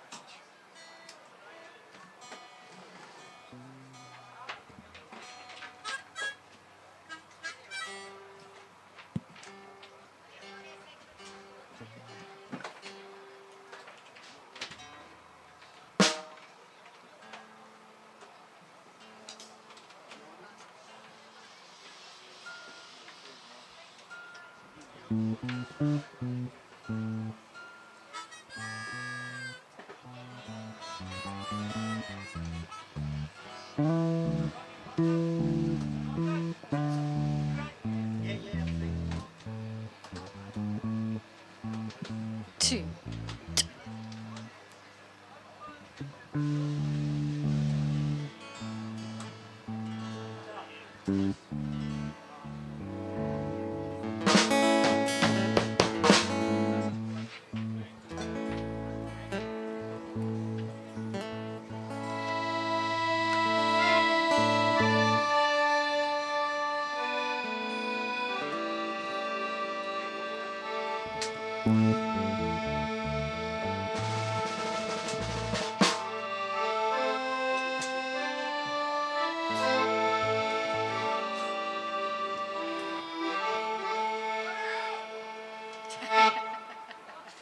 Hold your horses.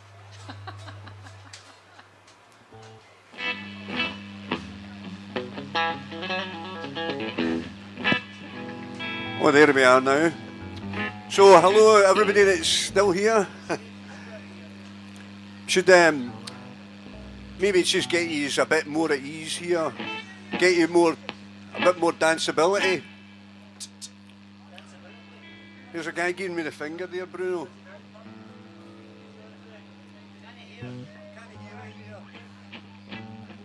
Can you hear now? What's the similarity between Boris Johnson and the clappers of Big Ben? Don't know, do you? They're both massive bellends.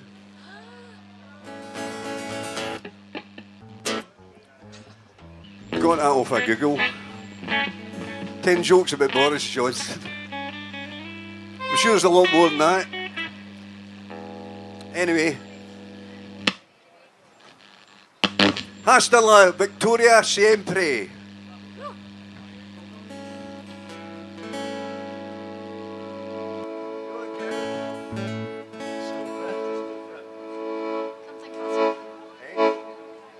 So this is a J.J. Cale song.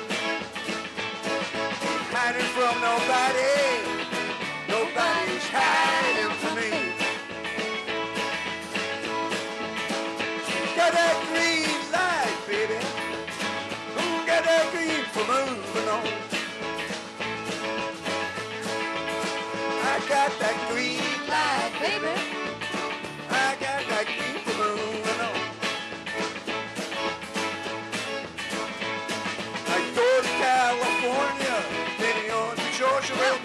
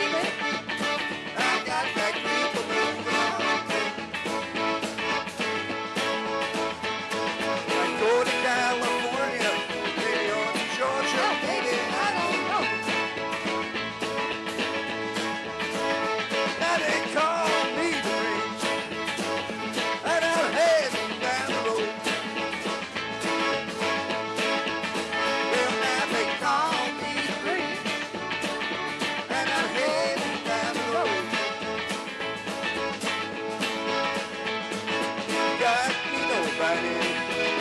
Well, I don't carry no load. Ain't got me nobody. Well, I don't carry no load. Got me nobody. Well, I don't carry no load.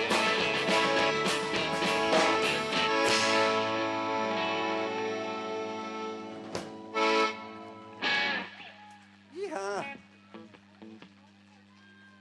Oh.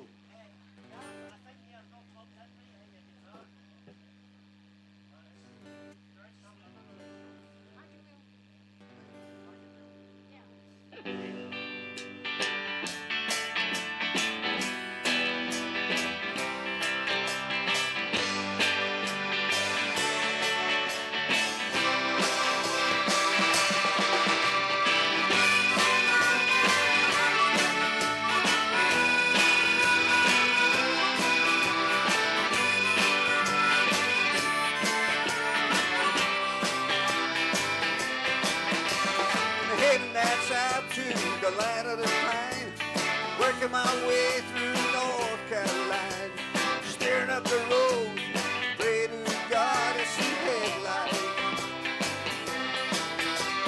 Heading out the coast in 17 hours, putting up book to the dogwood flowers, and I hope that Friday to see my baby tonight. Oh, rock me, mama, like a wagon wheel. Rock me, mama, any way you feel. Hey,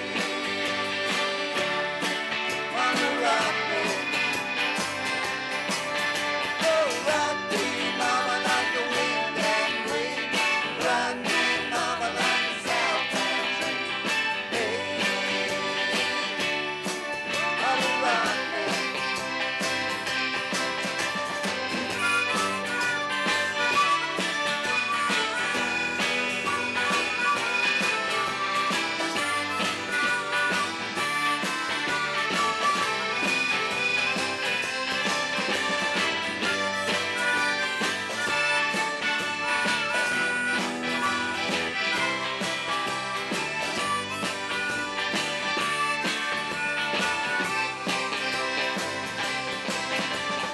Running from the cold, up in the ring. When I was born to play the fiddle, I don't time string band. My baby plays the guitar, I play the banjo now.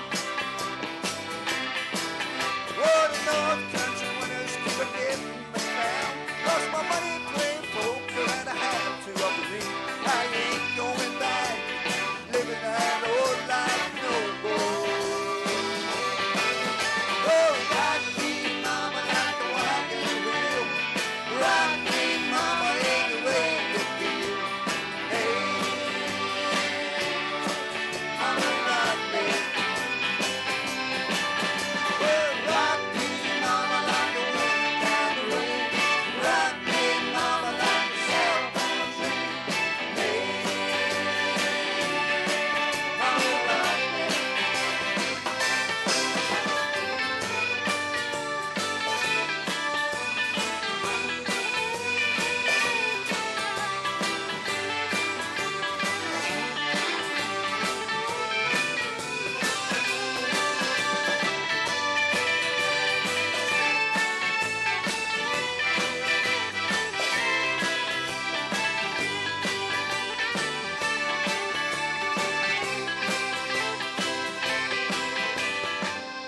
Walking to the south, out of Roanoke. I got a trucker out of Philly and a nice long choke. He's head west at the Cumberland Gap to Johnson City, Tennessee. And I'm not gonna move on head for the sun. My baby's calling my name and I know she's the only one. If I die rally, east I will die green. Oh, rock me, mama, like a wagon wheel. Rock me, mama, any way you feel. Hey, mama, rock me. Oh, rock me, mama, like a wind and the rain.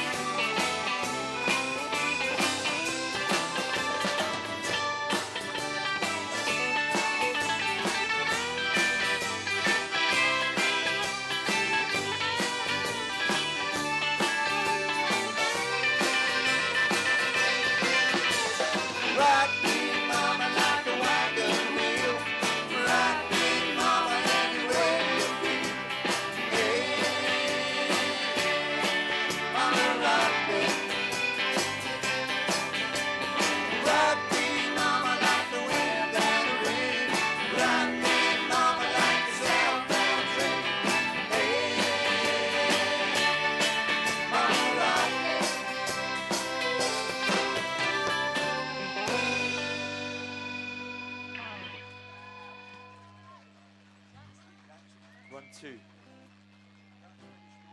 2, 1, 2.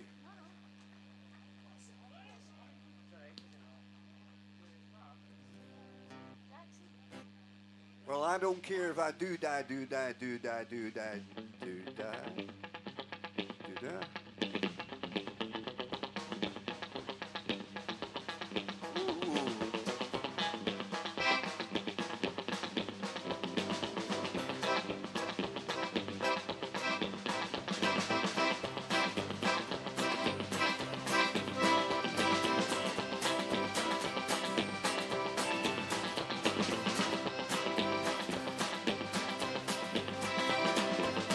Got married in a fever, hotter than a pepper sprout.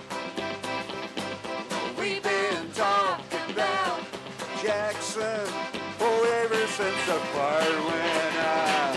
I'm going to Jackson. I'm going to mess around.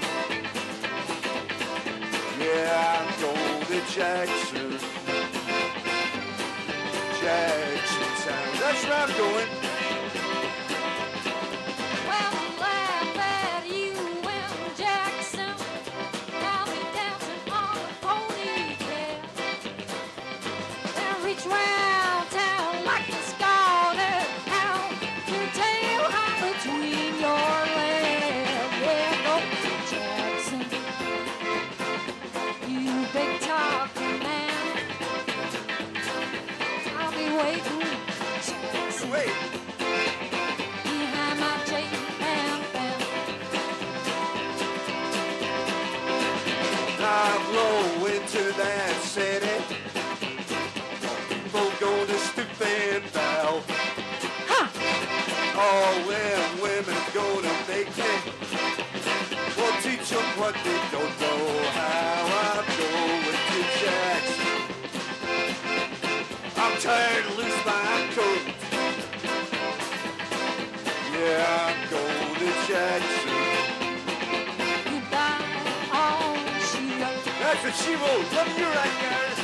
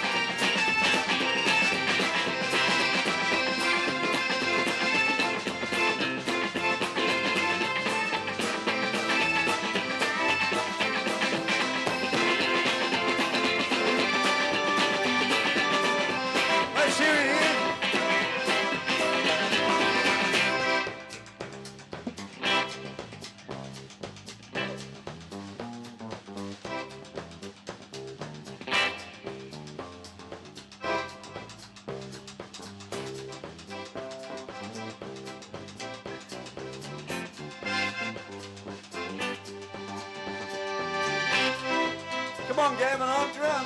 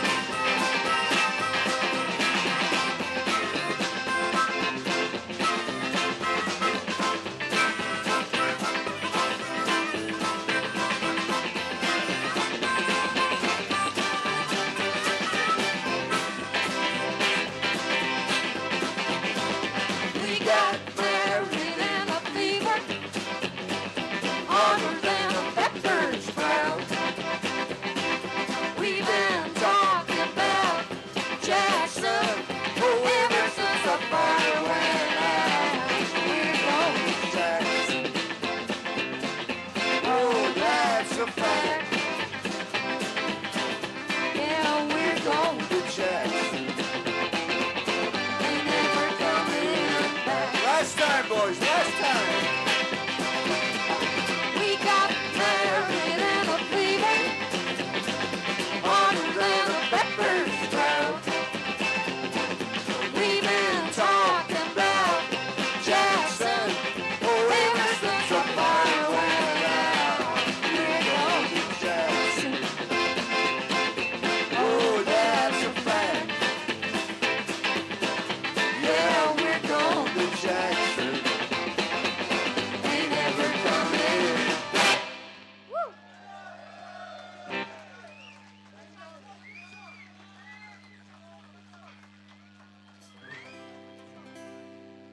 Taps off, taps off. Here comes the lovely Leslie now. This is you'll know most of you'll probably know the Elvis version. It's called Hound Dog. I prefer the Mama Thornton version because it's sung from the female point of view, so the song does make more sense that way. So in that respect, we'll dedicate it to Boris Johnson, the biggest hound dog round here. He is a hound dog anyway. You ain't nothing but a hound dog. Scoot around my door. You ain't nothing but a hound dog. Scoot around my door. Well, you can't wag your tail, but I ain't gonna feed you no more. You ain't nothing but a hound dog. Scoot around my door. You ain't nothing but a hound dog. Scoot around my door. Well, you can't wag your tail, I ain't gonna feed you no more. You said that you was high, I just seen you there. You said that you was high, I just seen you there. And Daddy, I know you ain't no real fool. You ain't nothing but a hound dog. Scoot around my door. You ain't nothing but a hound dog. Scoot around my door. Well, you can't wag your tail, I ain't gonna feed you no more. Come on, Barney.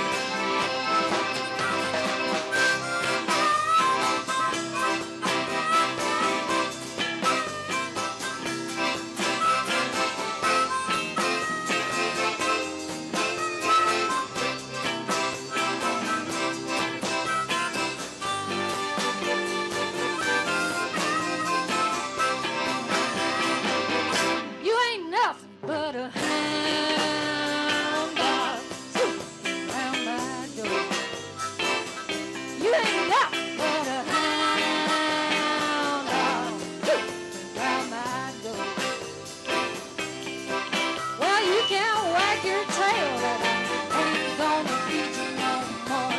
On the guitar.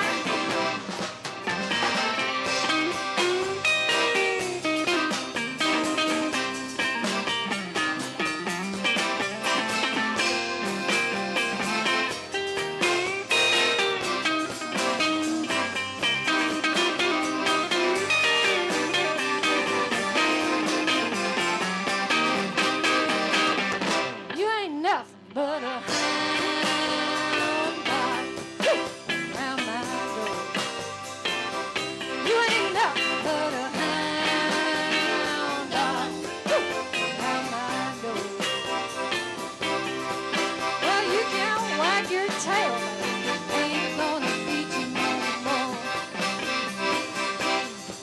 Well, you can't wag your tail, but I ain't gonna feed you no more.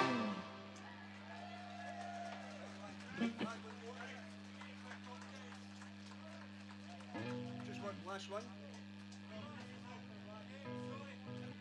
Cool.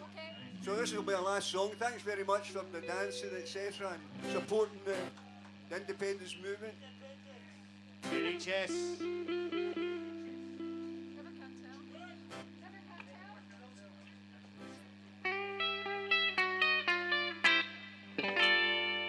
was a teenage wedding and the old folks wished them well. You could see that birthday truly loved the mademoiselle. And a young Monsieur and Madame rang the chapel bell. Shall we say the old folks go to show you never can tell. I see you dancing. They furnished off an apartment with a two-room robot sale. Through a radar was crammed with TV dinners and ginger ale. When the airfine worked, a little money coming worked out well. Shall we say the old folks don't you show you never? No, you never can, Gareth.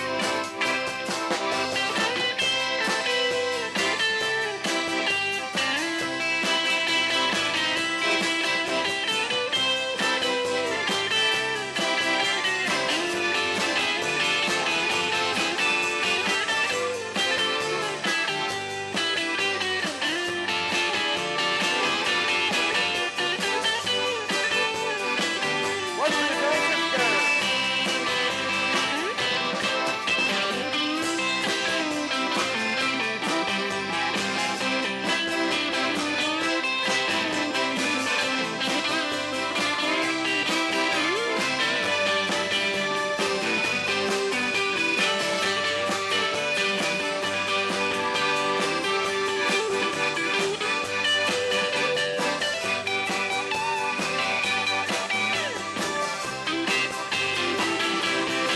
They bought a high-flying photo boy and did they let it last. 700 let it eat piece of rock, rhythm and jazz. When the sun went down, the rapid tempo of the music fell. For very reasonably, sail out, we say the old folks, they go to show you never can tell. For the soup of chicken was a cherry red fit. Drove it down to New Orleans to celebrate the anniversary. Was there a Pierre was way to the mademoiselle. C'est la vie, c'est the old folks, they go to show you never can. No, you never can, Gareth. Nothing late.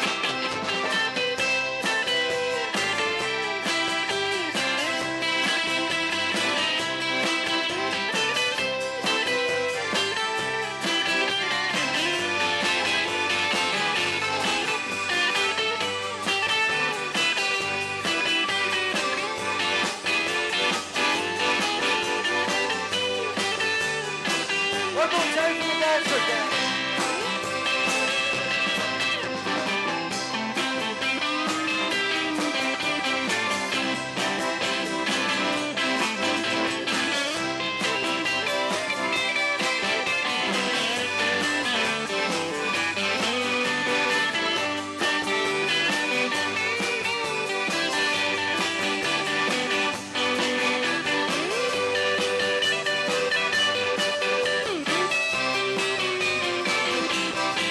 There was a teenage wedding and the old folks wished them well.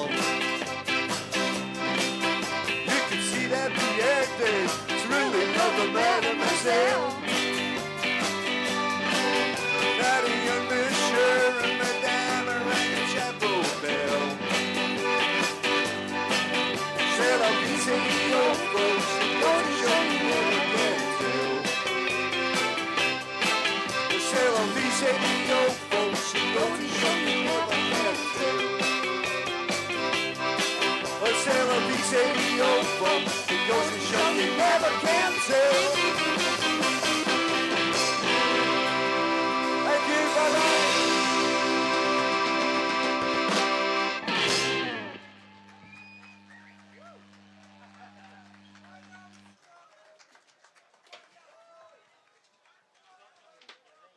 Just want to say thanks very much to the Kelton Jug Band. They've made everybody go away with a good smile on their face.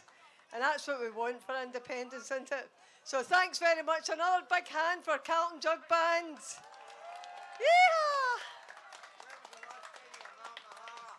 Thank you.